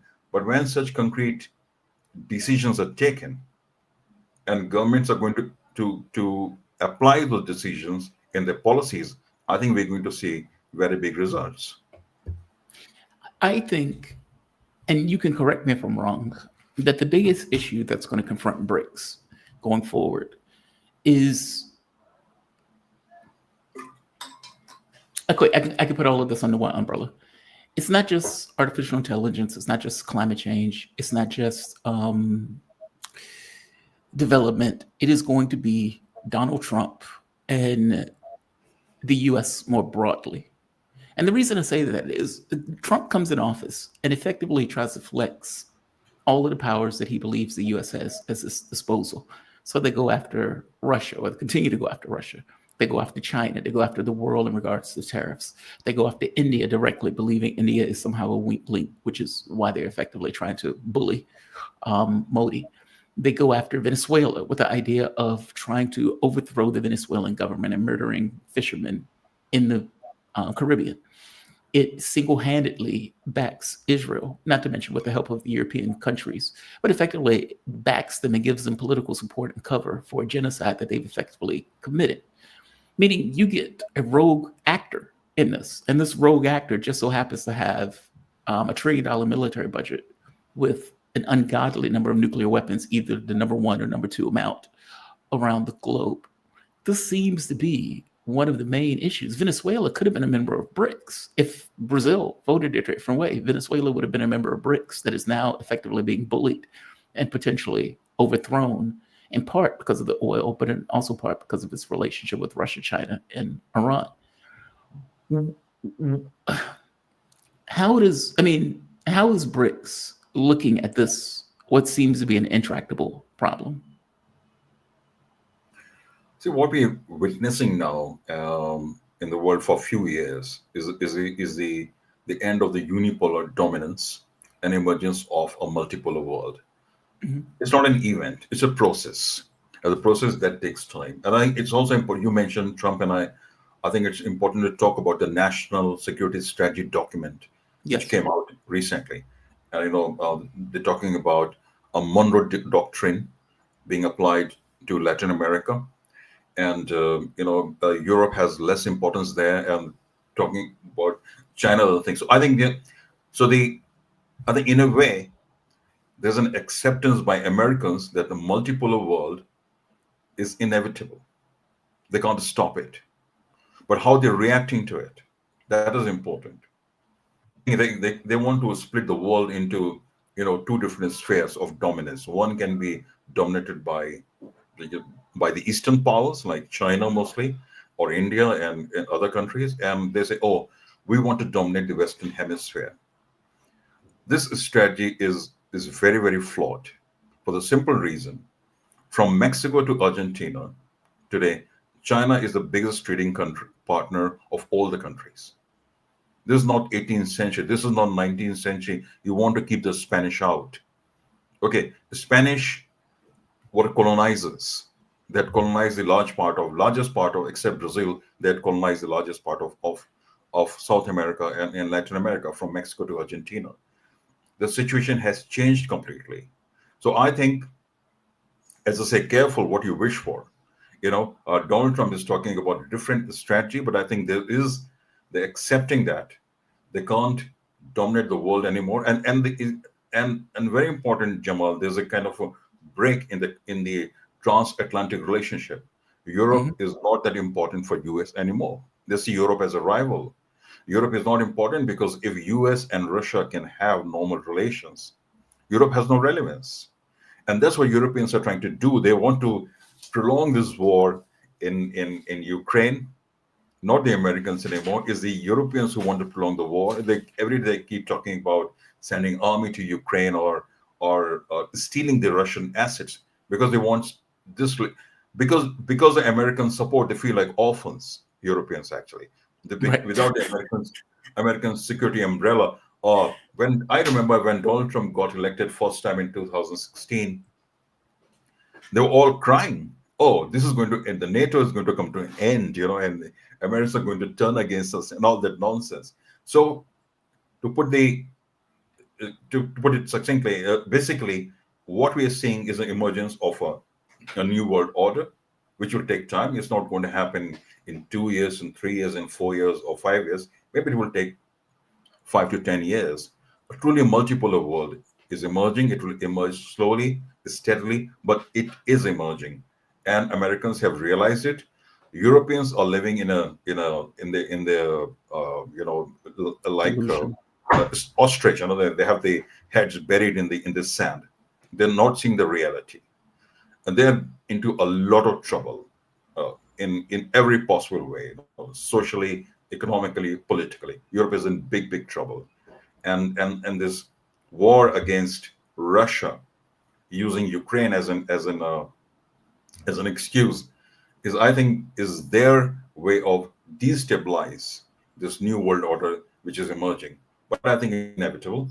We'll see more activity in India next year, and then the BRICS summit is going to happen in China in 2027. So moving from Brazil to India and China, these are big powers now. You can't ignore it. Of course, the economy of Brazil and India may not be as big as China's or as big as European Union's, but these countries are powerful players in the global affairs anymore. Now, and to ignore, you can ignore them at your own peril. I don't think. Yes, retrenchment is part of it. So agreed. I do get that part of the national security strategy is retrenchment. But if you look at the strategy, I mean, it makes it clear that effectively wants to use secondary actors to go after America's enemies, with America being behind the scenes, effectively influencing, manipulating those actors, in a sense. And while it retrenches, and I suppose build more ships in order to be able to contest with China at some point. But if you've noticed, Donald Trump has made it more than any other president a specific focus on BRICS. Like, I don't remember Obama ever mentioning BRICS. I don't remember Joe Biden ever mentioning BRICS directly.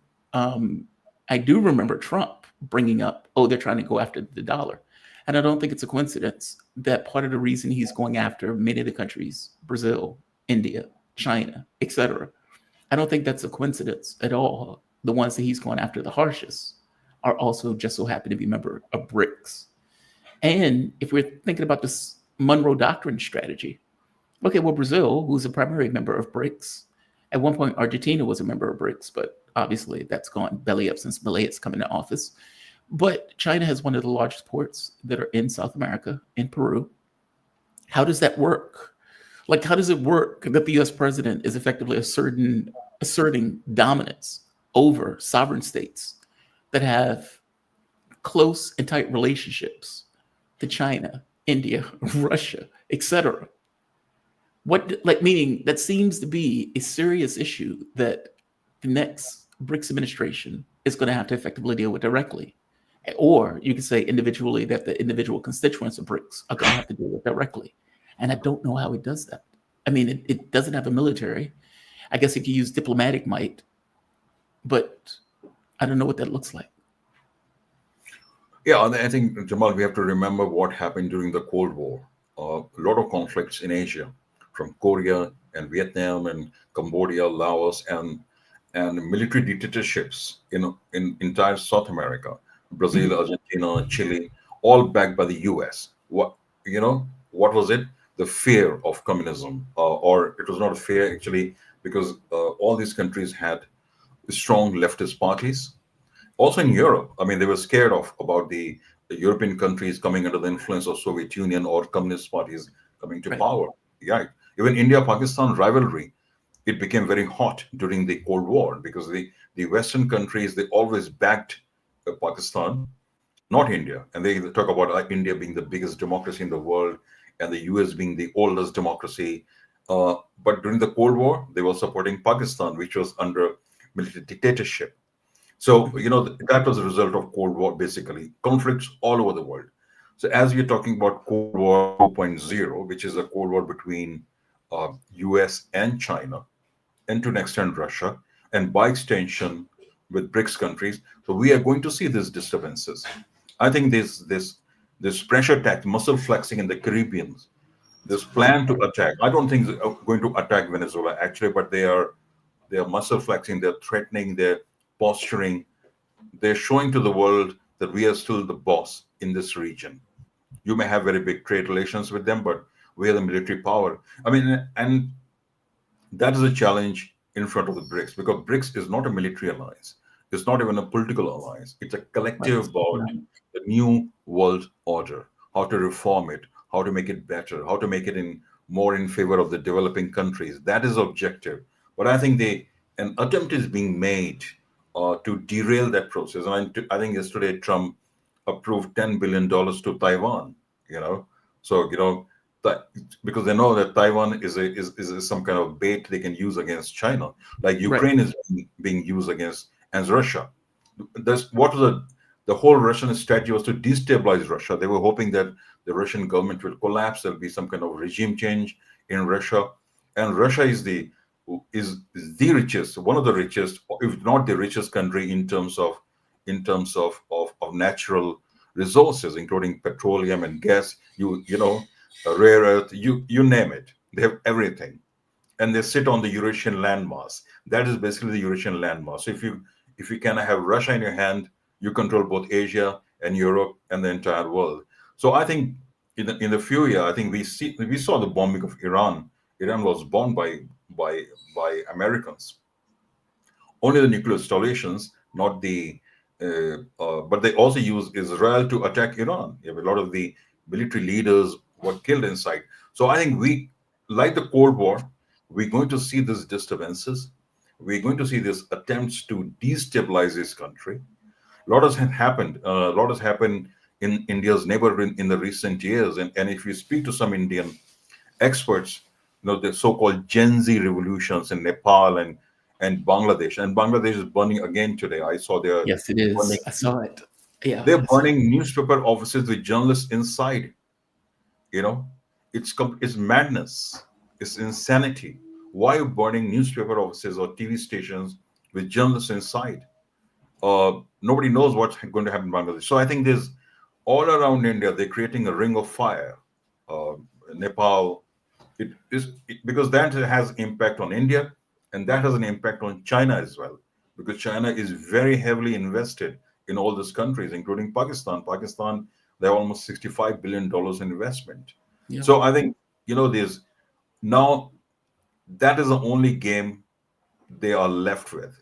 Actually, that was the only game that they already had, saying, regime change operations, war, creating internal disturbances, because their focus never been on sustainable development or growth of people, enhancing their income. Nothing. That's what they are best at, using the intelligence and military power to destabilize the country. So this game will go on. And I think it will be a test of nerves, and this is an important challenge for BRICS also, how they deal with it.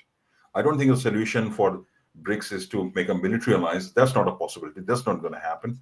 But they need to show more solidarity with countries like Venezuela. I think President Lula spoke yesterday about in a press conference, and he was very, very clear that they don't want a war in this part of the world, in this continent. Yeah.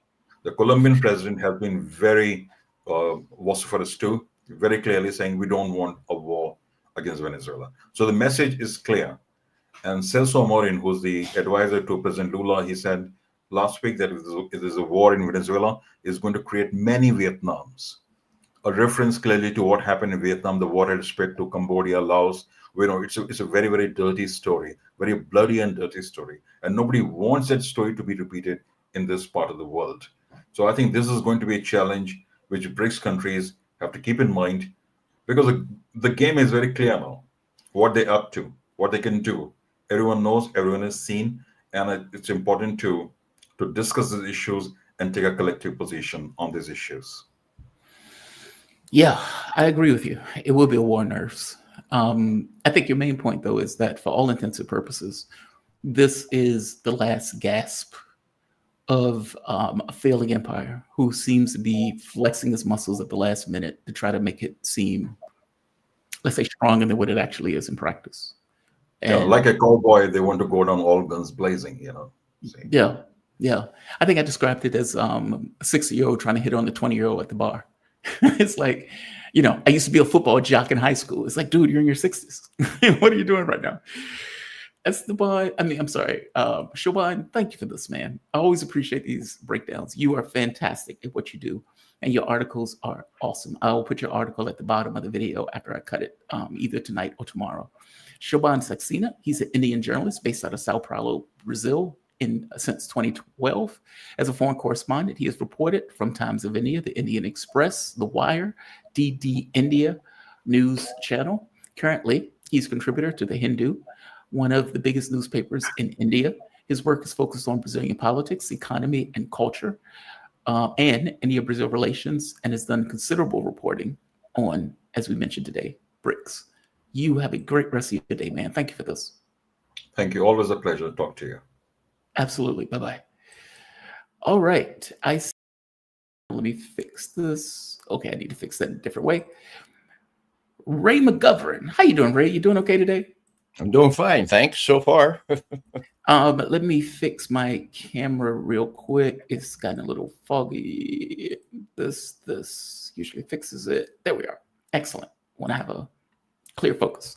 Just so the audience would know, Ray McGovern is an American political activist, former Central Intelligence Agency officer.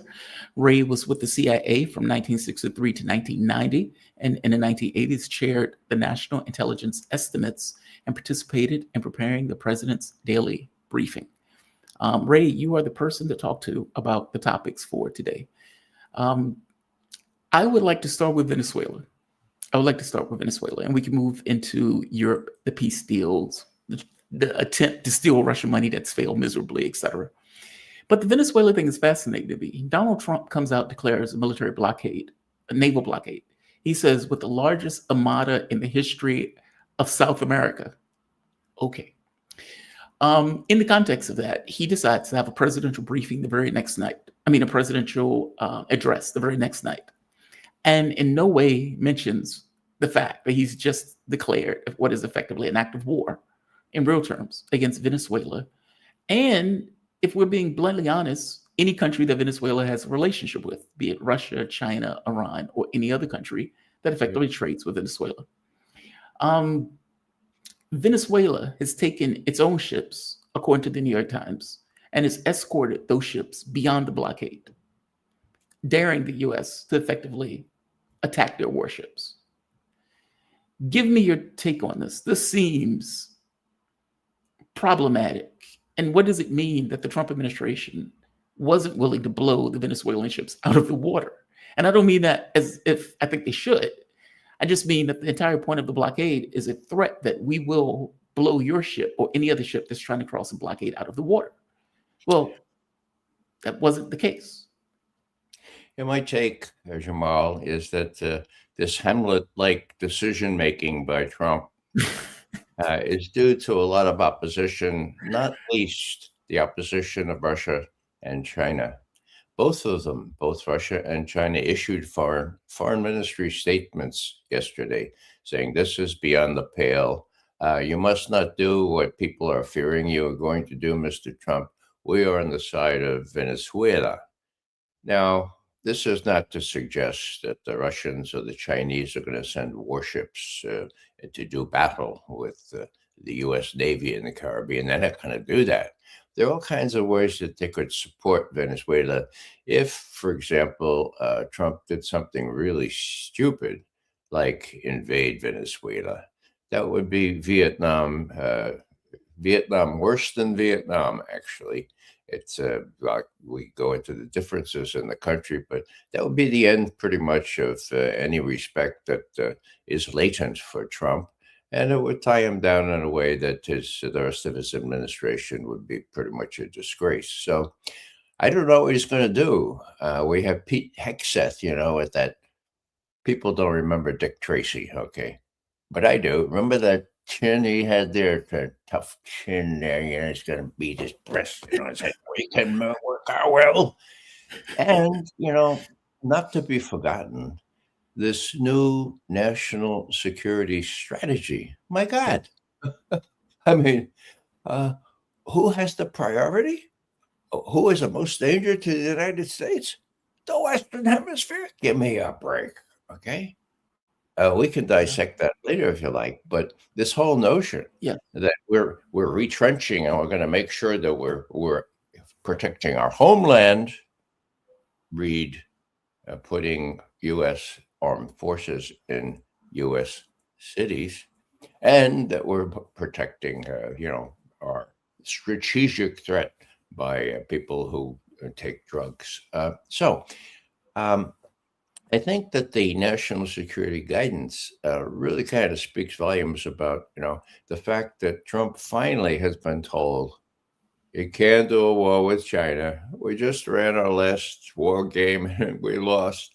How soon did you lose? Oh, in 3 days. We look at the map, Mr. President. And Russia, well, Russia's got these weapons that won't quit. These new ones that we can't defend against. And besides, they're winning in Ukraine. So let's go do something that we can beat our breasts about. And let's attack last time it was Grenada in similar circumstances back in 1983. This old Venezuela. Besides, it's got a lot of oil, so let's do Venezuela. Now, I'm sure that people are urging Trump to do this. The question, of course, is, does he need congressional authorization? Right. He failed by two. That failed. The people who want to put the brakes, the people who want to honor the Constitution. After all, the Constitution gives Congress, House Representatives, the right to declare war, or the duty to declare war. So 2 votes. Yeah, that was the most. There were 2 recently. One was 6 votes. One was 2 votes. So Trump is in trouble, even by some in his own party. I still have hope that he will find some pretext where Maduro will back down, ostensibly at least, and Trump can avoid this unnecessary distraction where the Chinese and the Russians, together actually, yesterday in what seemed to be almost coordinated pronouncements, said, look, this is really crazy. Nobody supports this. I know, but how do you back away from this? Like, you've spent 2 months screaming that Maduro is sending drugs, the mentally ill, fentanyl, cocaine into the United States. You've declared fentanyl a national emergency. You've went so far as to say that drugs apparently equal to some kind of weapon of mass destruction that Venezuela is wielding against the U.S. You've put like 30% of the U.S. military in the Caribbean, and you've been murdering people en masse for the last 2 months. How does he back away? And this is after having conversations, apparently, with Maduro. And according to the New York Times, I'm not sure if I believe this, but based on their reporting, Maduro pretty much offered everything, and Trump said no, with Rubio saying we're better off if we effectively occupy, or at the very least take the country. Yeah, well, Rubio is the fly in the ointment here. Clearly, he has his plan. At first, it's Venezuela, then it's Cuba, then any other leftist leading Latin American government, right? So, look, Trump is mercurial. If he changes his mind, he can say, oh, I just persuaded Maduro to give concessions, which you and I know he gave 2 months ago. So, right. And the press will breathe a sigh of relief. So I don't think it's a big PR problem. People will be happy that it's not going to be another war so close to us. So, that's why I think he can back down and say, look, well, we scared the pants off him, right? And look what he's done now. And he's agreed to this and that and the other thing. So, this is more hope than expectation. I think it's about 50-50 that he will actually missile attack Venezuela, try to decapitate Maduro. Where he is, they don't know. Probably they don't know. Anyhow, he may do that, but he may listen to the cautions of Russia and China. After all, with Russia, they're close to a deal on Ukraine, which I hope we could talk about just now. Yes. He's worked hard for this. So has Putin. We'll see how that comes out. But this would really embarrass Putin if he were to say, "Oh well, okay, this guy invades other countries and he bullies his way around, and still I want to do this agreement with him." Putin's already under a lot of pressure against conceding more to Trump. I do want to move to Ukraine. One last question on this: the CIA's role so far in Venezuela. What do you think the CIA's role, objective? How are they playing into this, if they're playing into it at all? I mean, Donald Trump effectively, the CIA works in the shadows. And so the idea that the president is effectively saying, we have the CIA in Venezuela is pretty outrageous. It's like, these guys are supposed to work in the darkness and you've outed the fact, you've shined a spotlight on them. But assuming for the moment that the CIA is there, what are they doing and how does that play into what, I guess, ultimately you believe it may be taking place currently? Well, Jamal, this is a covert operation, and I'm not allowed to talk about it. I mean, only that the president has already mentioned it, right? Yeah, the sui generis type thing, it's a covert/overt operation. The only difference from what the CIA had been doing before is maybe they have sent more case officers there to work with the Venezuelans that we've hosted at Harvard and Yale and those places. We've groomed them and say, okay, now you're ready, and all that stuff.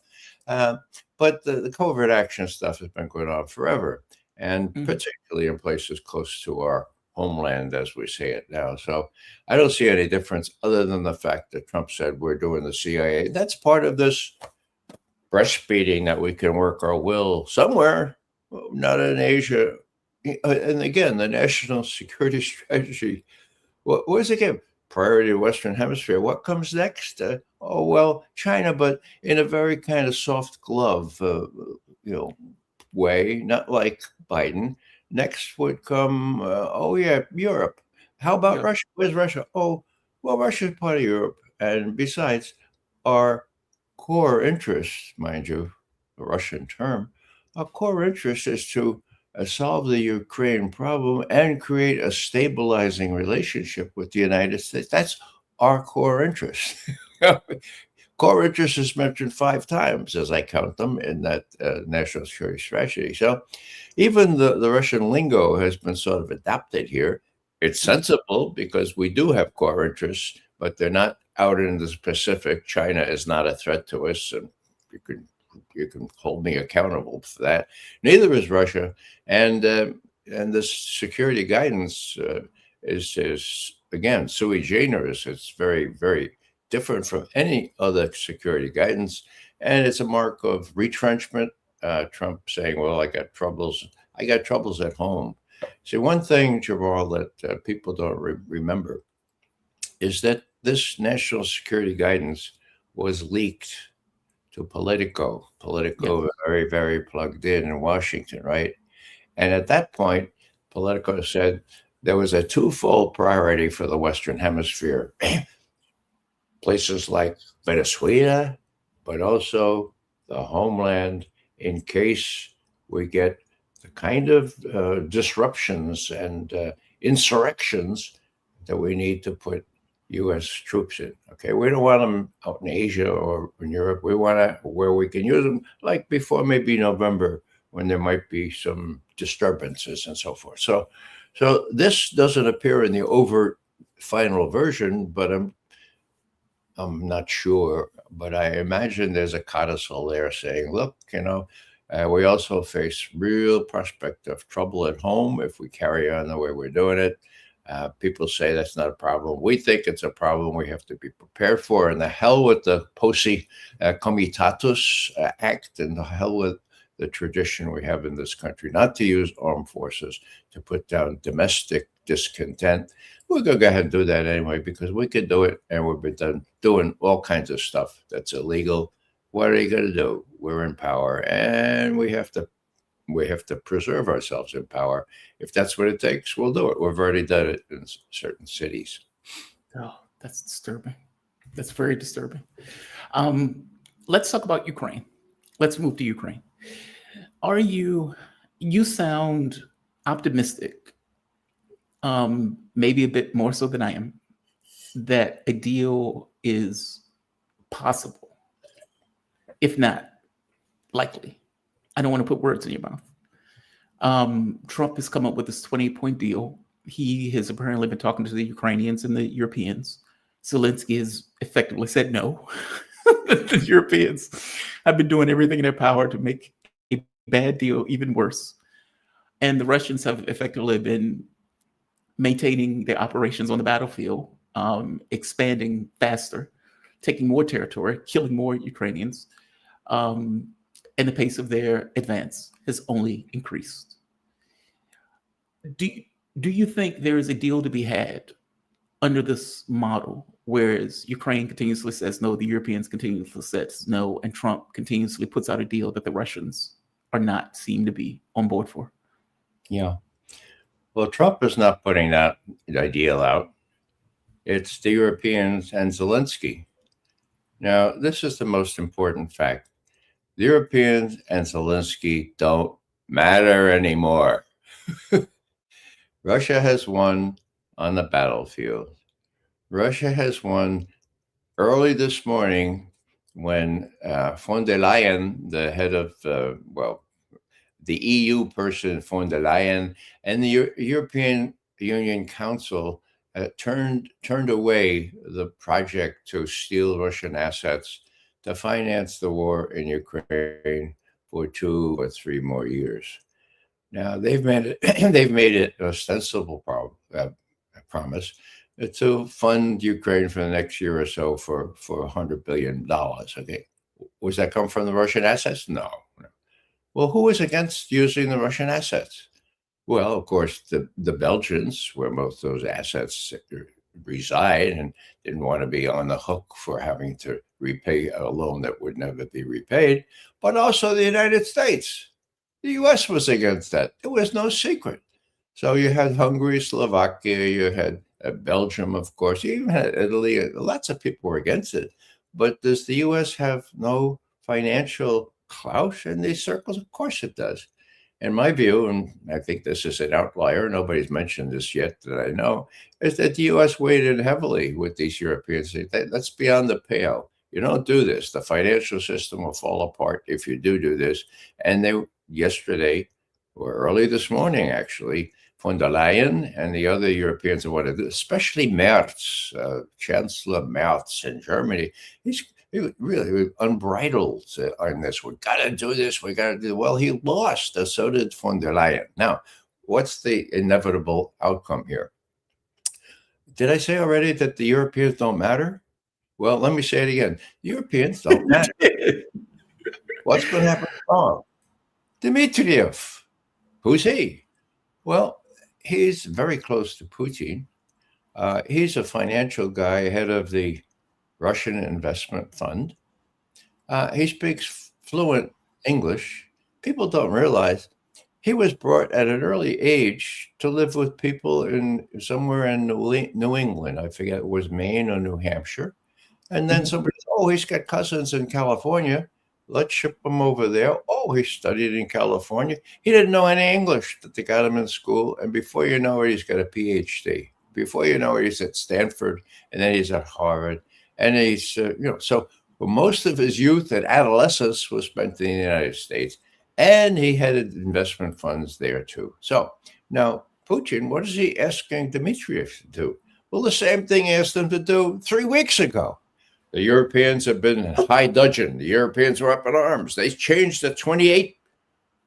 This was not a plan, right? This was the 28 discussion points. Point for discussion. Yes. Okay. They changed the 28 to 20. Well, that's nice. What did Witkoff and Kushner present to Putin for 5 hours? 28 points. It doesn't matter. I thought it was 27 because the Russians got rid of one almost immediately. And so you have this precedent just 3 weeks ago where the Europeans were high dudgeon. Dmitriev goes to Miami. Miami is sort of the capital now, not Brussels anymore. He goes to where Witkoff and Kushner reside, and they get together, and it was with Dmitriev's help that they put together the 28 points in the first place. So he's due there tomorrow again. That's where the action is. And who else is coming? Oh, the Ukrainians are coming. The Ukrainians are coming. Yeah, they're coming to Miami. So after Dmitriev and Kushner and Witkoff get this thing together, they'll have the Ukrainians come to Miami, like last time. Okay. And they'll tell the Ukrainians which end is up. The Europeans, NATO doesn't matter anymore. Why do I say that? Well, here's a for instance. I'm from the Bronx, right? We do for instance. I give you a for instance. There was a NATO summit several months ago, and Trump arrived a little bit late, and the head of NATO, a fellow called Mark Rutte, Yeah. he says, "Hey, thank God, Daddy is finally here. Daddy's here. We're all set now. Daddy's here." His words, right? Okay. So, what does Daddy turn out to be, Jamal? A deadbeat. He's not going to pay any more child support, right? He makes that clear. That's a nice communique, okay? But it makes that clear, and they say, "Oh my God, how are we going to finance this Ukraine thing? We're going to have to find some kind of plan to do it." And the plan that they had just fell apart. Now, what does that mean? Well, what was the next NATO big meeting? Well, it was a ministerial, right, for foreign ministers or secretary of state. It was just 2 weeks ago. Who didn't show up? The Western press is really weird. Here's the headline: almost all the foreign ministers of NATO convene in Brussels. Hello? The headline should have been, "Where the hell is Rubio?" Right. No show. Okay. So now, did Rubio make a nice, polite excuses like, "Well, my daughter was at a Christmas pageant and it runs all week," and no, he didn't do that.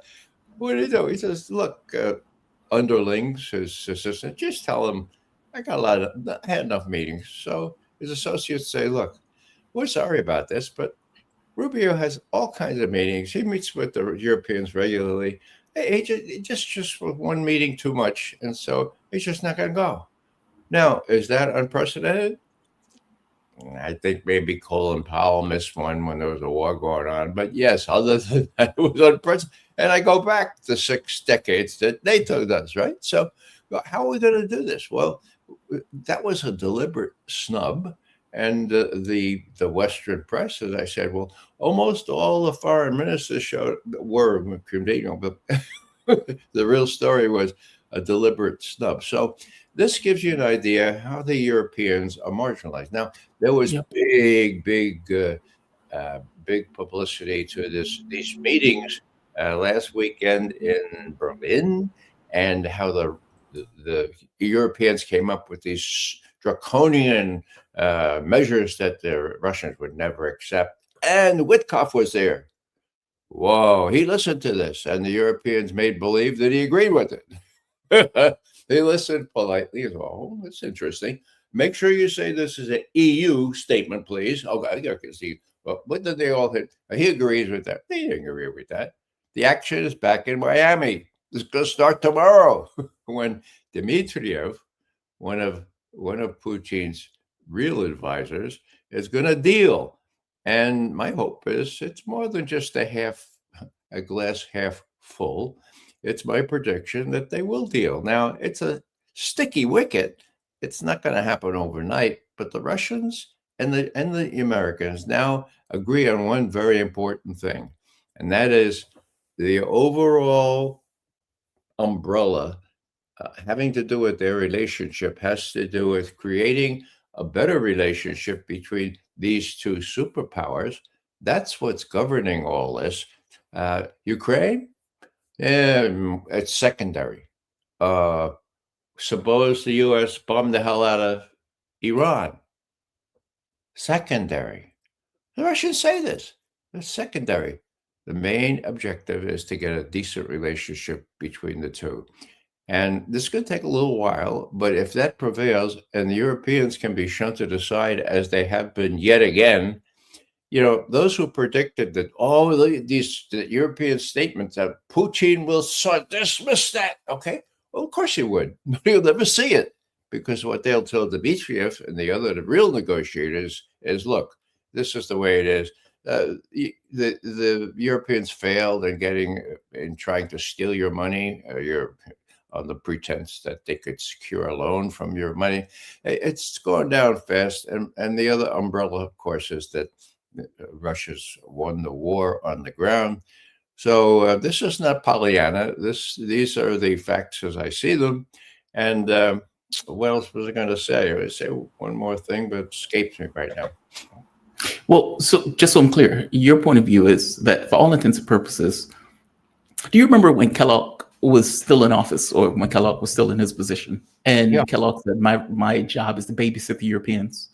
That this is effectively what's happening. It's like, okay, sure, we'll have these negotiations with the Europeans, quote unquote negotiations, and we will take all of their recommendations and we will throw them away the moment that we walk out. It's kind of like if somebody's handing out pamphlets and it says, hey, sure, I'll take this pamphlet and throw it away for you. I don't mind doing it at all.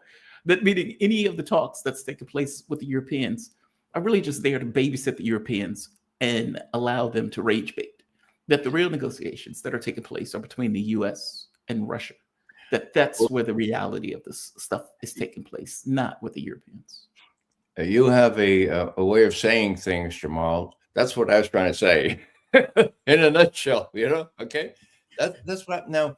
So why does Witkoff go to Berlin and sit through these tedious meetings and then just sit by silently while they beat their breasts and say they're going to seize Russian assets, and besides, we're going to win?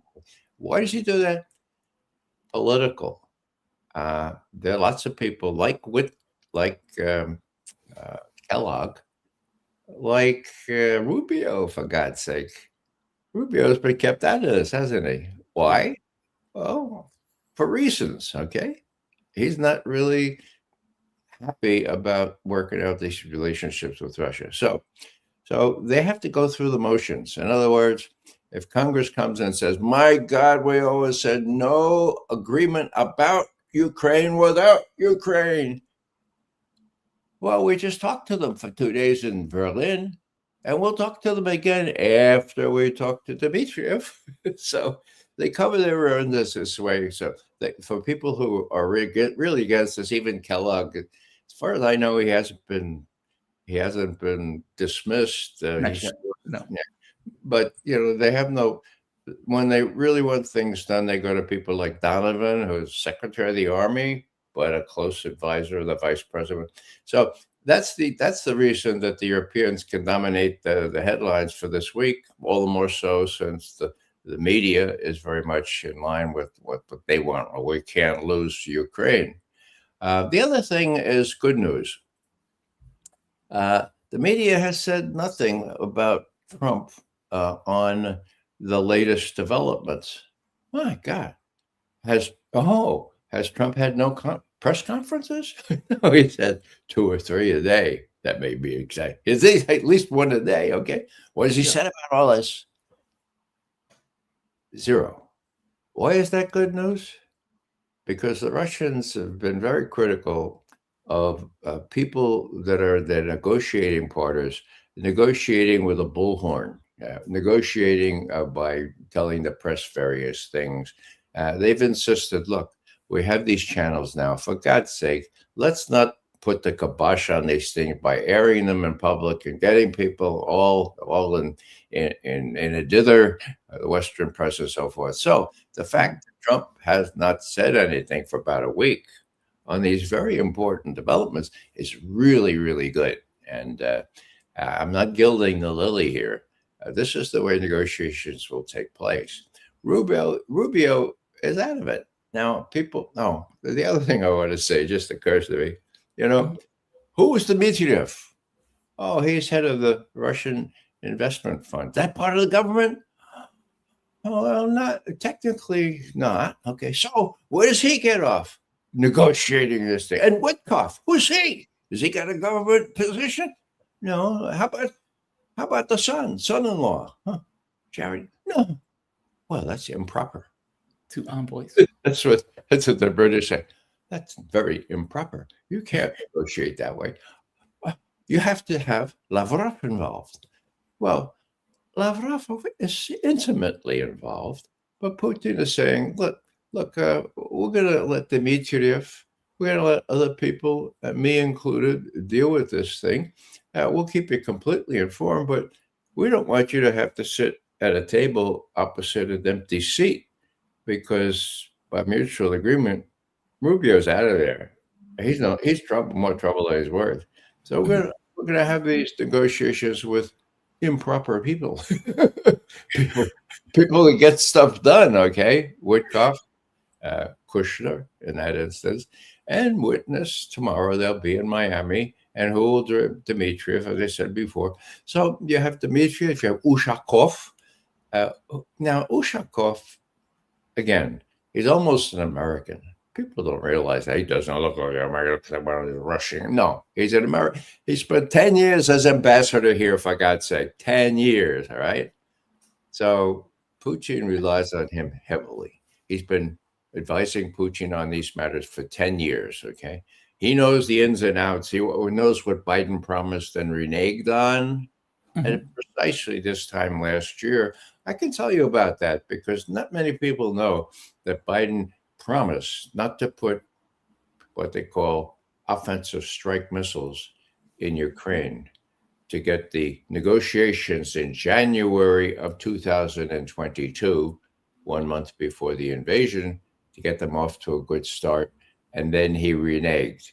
Was it an idle promise to Goldberg of the Atlantic? No.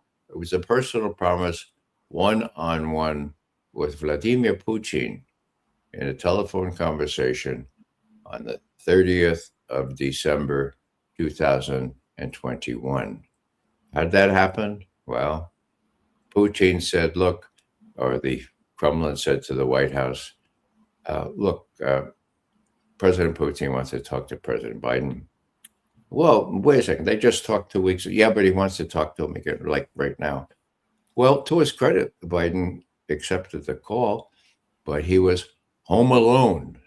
He was home alone in Delaware. I don't know where that is. Delaware, okay? Yeah.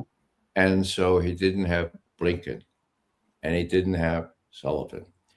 And so when Putin said, look, I just addressed my military people, just as happened yesterday, this year, okay?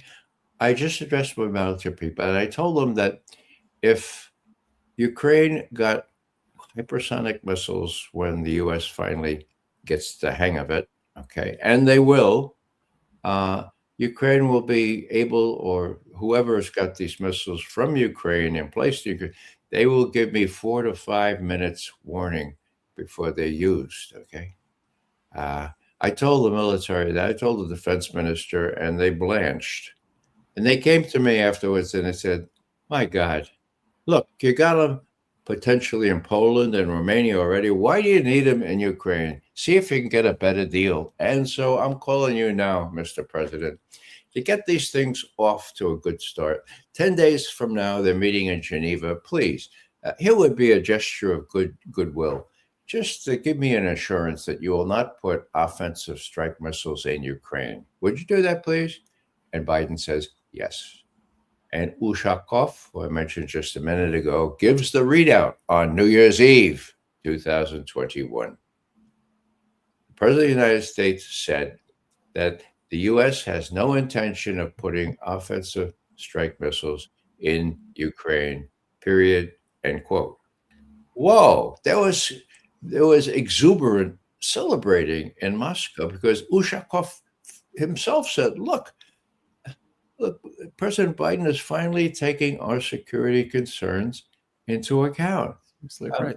This addresses 4 or 5 of the provisions we had in that 8-point draft treaty, or 9 points, I guess it was, that we offered them. They said no. Okay, so this is great. What happens? They gather together in Geneva. Our chief delegate, what's her name now? I'll remember it in a second. She says, well, okay, let's get started. Ushakov, not Ushakov, Ryabkov, deputy foreign minister, was their representative. He said, okay, Wendy Sherman, Wendy, let's get down to brass tacks. Let's flesh out that agreement to put no offensive missiles in Ukraine. And she says, huh? We You never know, said that. Yeah. I don't have any instructions on that. And 2 weeks later, in January 2022 now, Lavrov finally meets Blinken, our Secretary of State, in Geneva, 21st of January, right? Tony, he says, what's going on here? Your delegates have your delegates, Wendy Sherman and company, have no instruction on this promise that Biden made or a day before New Year's Eve. Well, what's going on? And Blinken says, forget about it. I wasn't there, and neither was Sullivan. So forget about it. We will still have the right to put offensive strike missiles in Ukraine. No, maybe we could talk about limiting the number of them, but look, forget about it. And then the next bilateral phone call, February 12th, so just 10 days before the invasion, or 12 days before the invasion, Biden talks to Putin, and the readout, again, by Ushakov, says, look, Biden refused to discuss the earlier undertaking not to put offensive strike missiles into Ukraine, and he also was not willing to talk about whether Ukraine should be part of NATO. That was the 12th of February, their last conversation. Wow. The invasion came on the 24th. Wow. Yeah, the media doesn't really bring that up, like talking about. One of the things that apparently the Trump administration asked in Alaska was for some kind of flexibility. What do you think is the primary, let's say, holdup on any kind of deal? And again, as you point out, it's not really a peace plan. It's kind of like a 27, 28 point plan of negotiation, I suppose. Basically, it's points that need to be discussed and talked about. What's the holdup? What's the thing that is, let's say, preventing movement on this? If Zelensky doesn't matter, if Europe doesn't matter, then we're ultimately in the area of the United States being the one that matters. Yeah. What is the holdup? Well, again, the 28-point paper was not a plan. The paper, thank you. That's a better word for it. I was looking for a better word for it, and I couldn't think of a better word for it. The 28-point paper. The Russian word plan also means outline or discussion points.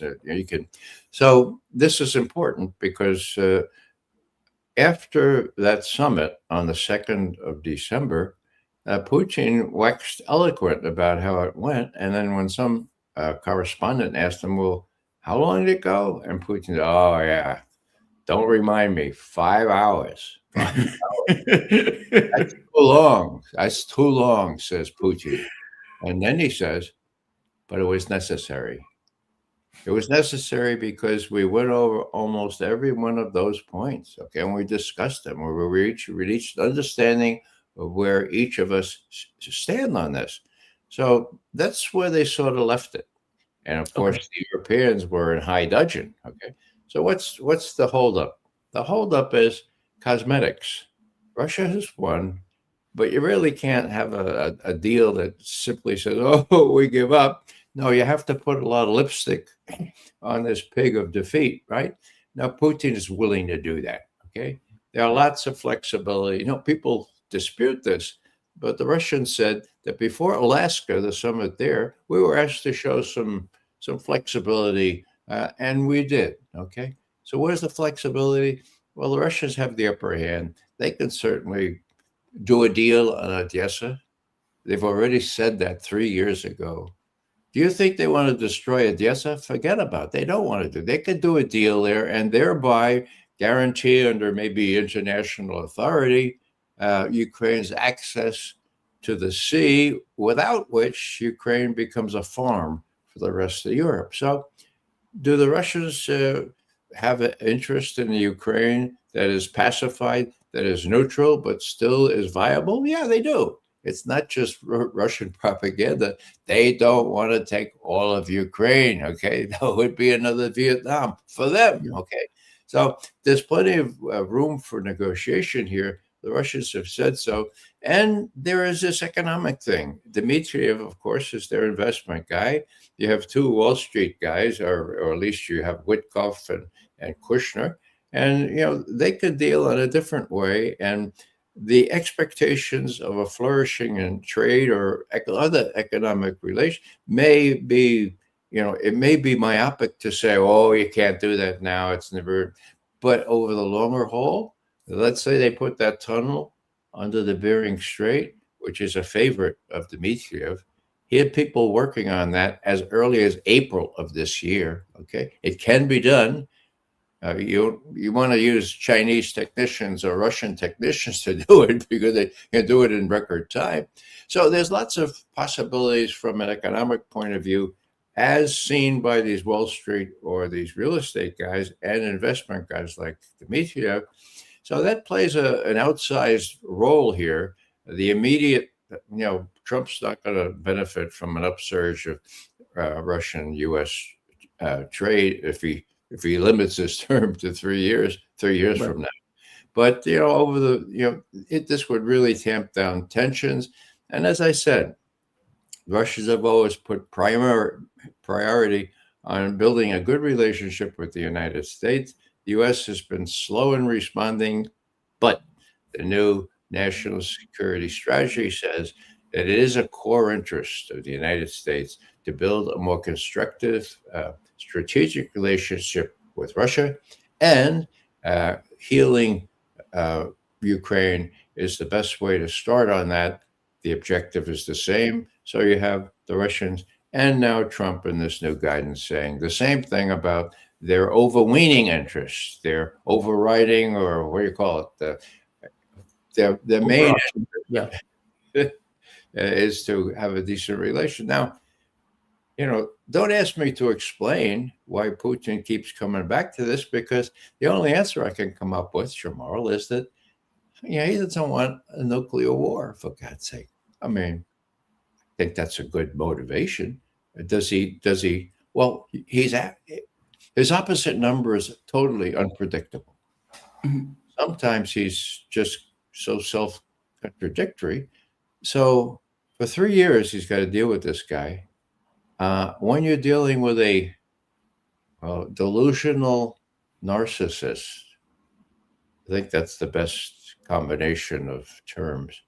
A delusional narcissist, my God, you keep your powder dry, but you don't unnecessarily irritate him. You treat him with kid gloves. You say, yes, Mr. President, you should have won the Nobel Prize. Yeah, of course. When we were in Beijing with the rest of the world, nobody said a word against you.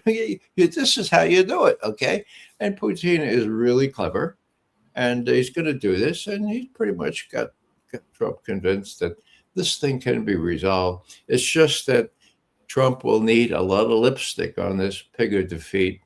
I think Putin will give it to him, not anytime soon, but the fly in the ointment, the Europeans and Zelensky are out of the picture now, despite all the big publicity over this past week, in my view. One last thing. What do you make of people who say this is just a mince three, that the U.S., for all intents and purposes... That people say what? That this is just mince three, that the U.S. has shown itself that it can't be trusted either on mince 1 and 2 Istanbul agreements, and this is just another mince 3 agreement. Putin is a unique animal, okay? Now, let me just say that John Mearsheimer, the professor from University of Chicago, yes, who's from New York originally, by the way, that's a good thing for him. Anyhow, 11 years ago, he wrote, exactly 11 years ago, published in Foreign Affairs magazine, an article entitled, Ukraine is going down and it's the fault of the West. If the West keeps trying to get Ukraine in NATO, it will result in the destruction of Ukraine. His words, okay? 3 years ago, I asked him a question in a public forum. I said, John, what do you think now? what's going to happen? Do you think that Putin? Why do you think Putin? Was it really unprovoked that he went into Ukraine? And he said, Ray, you know the answer to that. He said, look, it was provoked up to kazoo. Minsk, which was your question. Putin did everything he could to persuade the Germans and the French, who were guarantors of those Minsk Accords, ceasefire, stop shelling the Russian people, okay? He tried everything he could to put them into place, and he failed, okay? There's not going to be another Minsk, says John. Unprovoked? No. This is John's words. Putin felt he had no other option other than to invade Ukraine in a modest kind of way. It was provoked. It was also not full scale. I mean, that's the two adjectives you always have to remember. It was unprovoked and it was full scale with 90,000 troops. The objective of those troops, Shobhan, was to scare the pants off Zelensky. Did that work? Yes. Long story short, he appointed his best friend, David Arachamia, go up to Belarus and over to Istanbul, do an agreement, for God's sake, ceasefire. We'll do anything. We'll forswear any objective of joining NATO. Did they agree? Yes, they agreed. Early April 2022, 6 weeks after the war started. And what did the US and the UK do? They told Zelensky, don't buy that. Don't sign that thing. Yeah, it's initial, but don't sign it because we're going to support you for as long as it takes. And we're NATO, right? Well, we know how that came off. For as long as it takes is now. That's as long as it took. And it's just a horror to think that a million or so Ukrainian, I was going to say Ukrainian youth, but it's old men too. I mean, not as old, but old men too. It's like what the average age is like 50 or something. Yeah. But the average age is like 50. Yeah. 50. They're not 86, so thank God.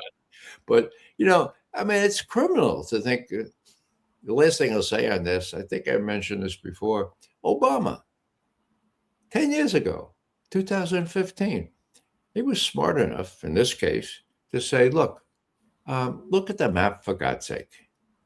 The worst thing we could do for the Ukrainians is to give them the idea that they could ever prevail militarily against a much stronger Russia. My God. Well, of course. Didn't General Milley or General Austin, didn't they look at the map? Didn't they have the infantry training that I had? You look at the enemy, you find out how many there are, how well armed they are. Then you look at the terrain, and then you look at the weather, and then last but not least, you look at locks, LOCS, not the locks that you eat with a bagel. Okay, what's locks? Lines of communication and control or supply. Okay, now, I mean, for God's sake, they should never have thought they could weaken Russia or prevail for the Ukraine if they looked at those basic military considerations. We used to call it an estimate of the situation, a platoon leader like me. I mean, you never did anything without doing an estimate of the. Well, hell, makes sense, doesn't it? They didn't do an estimate of the situation. Mr. Biden, of course we can prevail. It was crazy, and the Ukrainians, in a most unsavory way, it's the Ukrainians that paid the price for all this, and we're led to believe that we would support them for as long as it takes. It's almost as bad as what we did to the Kurds or other people who we encouraged to do our bidding and then left them in the lurch. Yeah. Ray, that is a fantastic breakdown. It really is. Thank you for this. You're most welcome, Carl. Thanks Absolutely. Thank you for this. And just for the audience, Ray McGovern, he's an American political activist, former Central Intelligence Agency officer. Ray was a CIA analyst from 1963 to 1990. In the 1980s, he chaired the National Intelligence Estimates and participated in preparing the president's daily briefing. Ray, you enjoy the rest of your day, man. Thank you for this. I really appreciate it. Thank you, Jamal. Have a good one. Bye-bye. And we have reached the end. Shout out to Ray McGovern for that breakdown. He has my deepest appreciation for it. From his mouth to God's ears, right? I mean, 1.5, give or take, million Ukrainians are dead, or at the very least, deserted. And for what? I remember when this war first started, and I was doing the radio show. And I think within the first maybe 3 months, I was asking the question of what was this for? Like at some point when smoke clears, the dead are taken back, cemeteries are filled. Somebody in Ukraine is going to stand in front of the Rada and they're going to ask, what was this for? And I don't know what they are going to tell themselves to make this okay. I don't know what they're going to tell themselves. But that answer is even more damning 3 years on today. And look, this war, it will end at some point, whether it's the Russians taking Odessa, taking the Donbass, marching on Kiev, whether it's a deal that is effectively being made, whatever the situation, it would invariably end. Ukrainians are going to run out of manpower. That is what is it? Mathematical certainty at this point. And every day they're losing more men, more materials, and they're losing it faster. And that's even with a depreciated amount of money that the United States is giving to Ukraine. Yes, Congress has decided to give, $800 million to Ukraine. $800 million is a drop in the bucket in comparison to what the Biden administration was effectively shoveling into Ukraine over the last, 4 years of the Biden administration.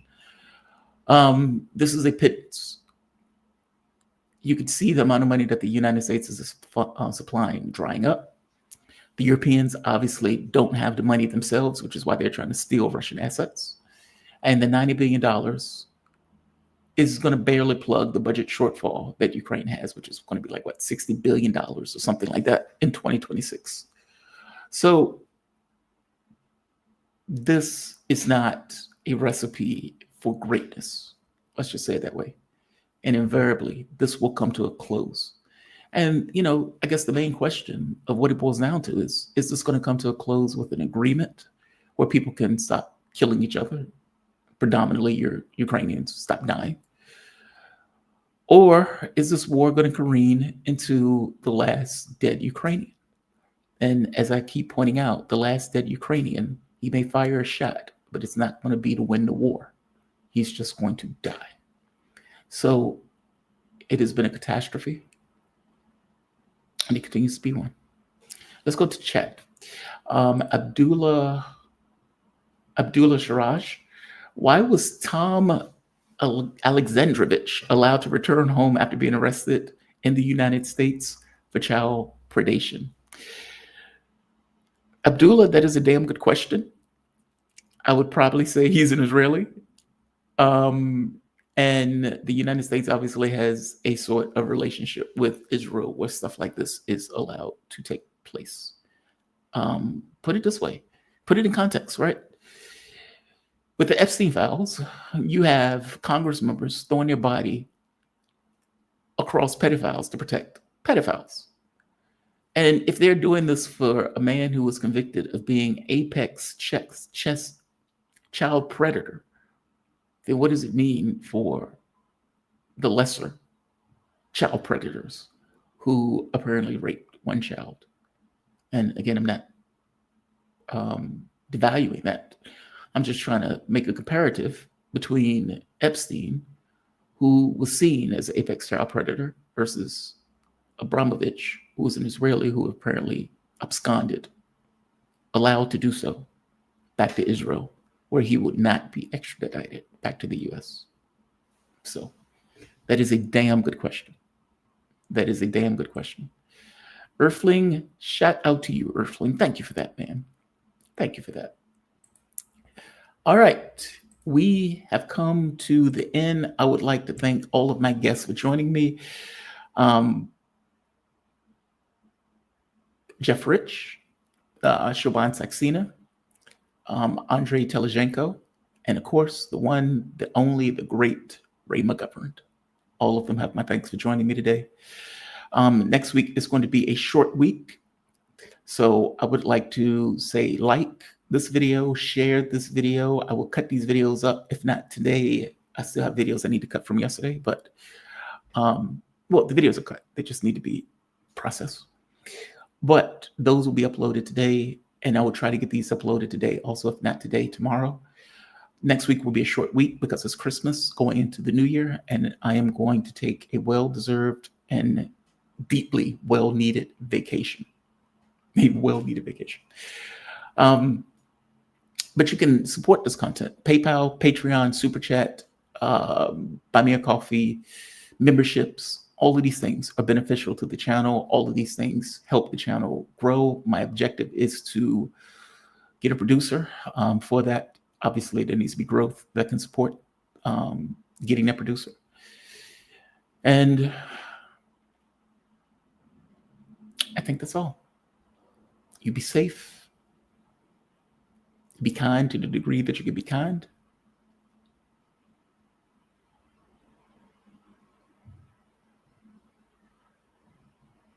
How many child predators? Oh, God, don't ask me that. Oh, don't ask me that. Some countries have cultures where child predation is okay. Don't ask me that question. That number is too numerous. I was raped as a child myself. So, yeah, obviously there is a lot of them. And you have all sorts of families that are going to hide that stuff. Or at the very least, bury that stuff because of the sentiment associated with it. So yes, there's a lot of. Don't apologize. Wasn't my fault. Wasn't my fault. I didn't do it. I was never of mind that I did anything wrong, and he's sitting in jail. So he has a much more miserable life. It's not a big deal. I'm going to say like. I'm going to say share. I'm going to say subscribe, and I will see you bright and early Monday morning. Have a good one all. Be safe.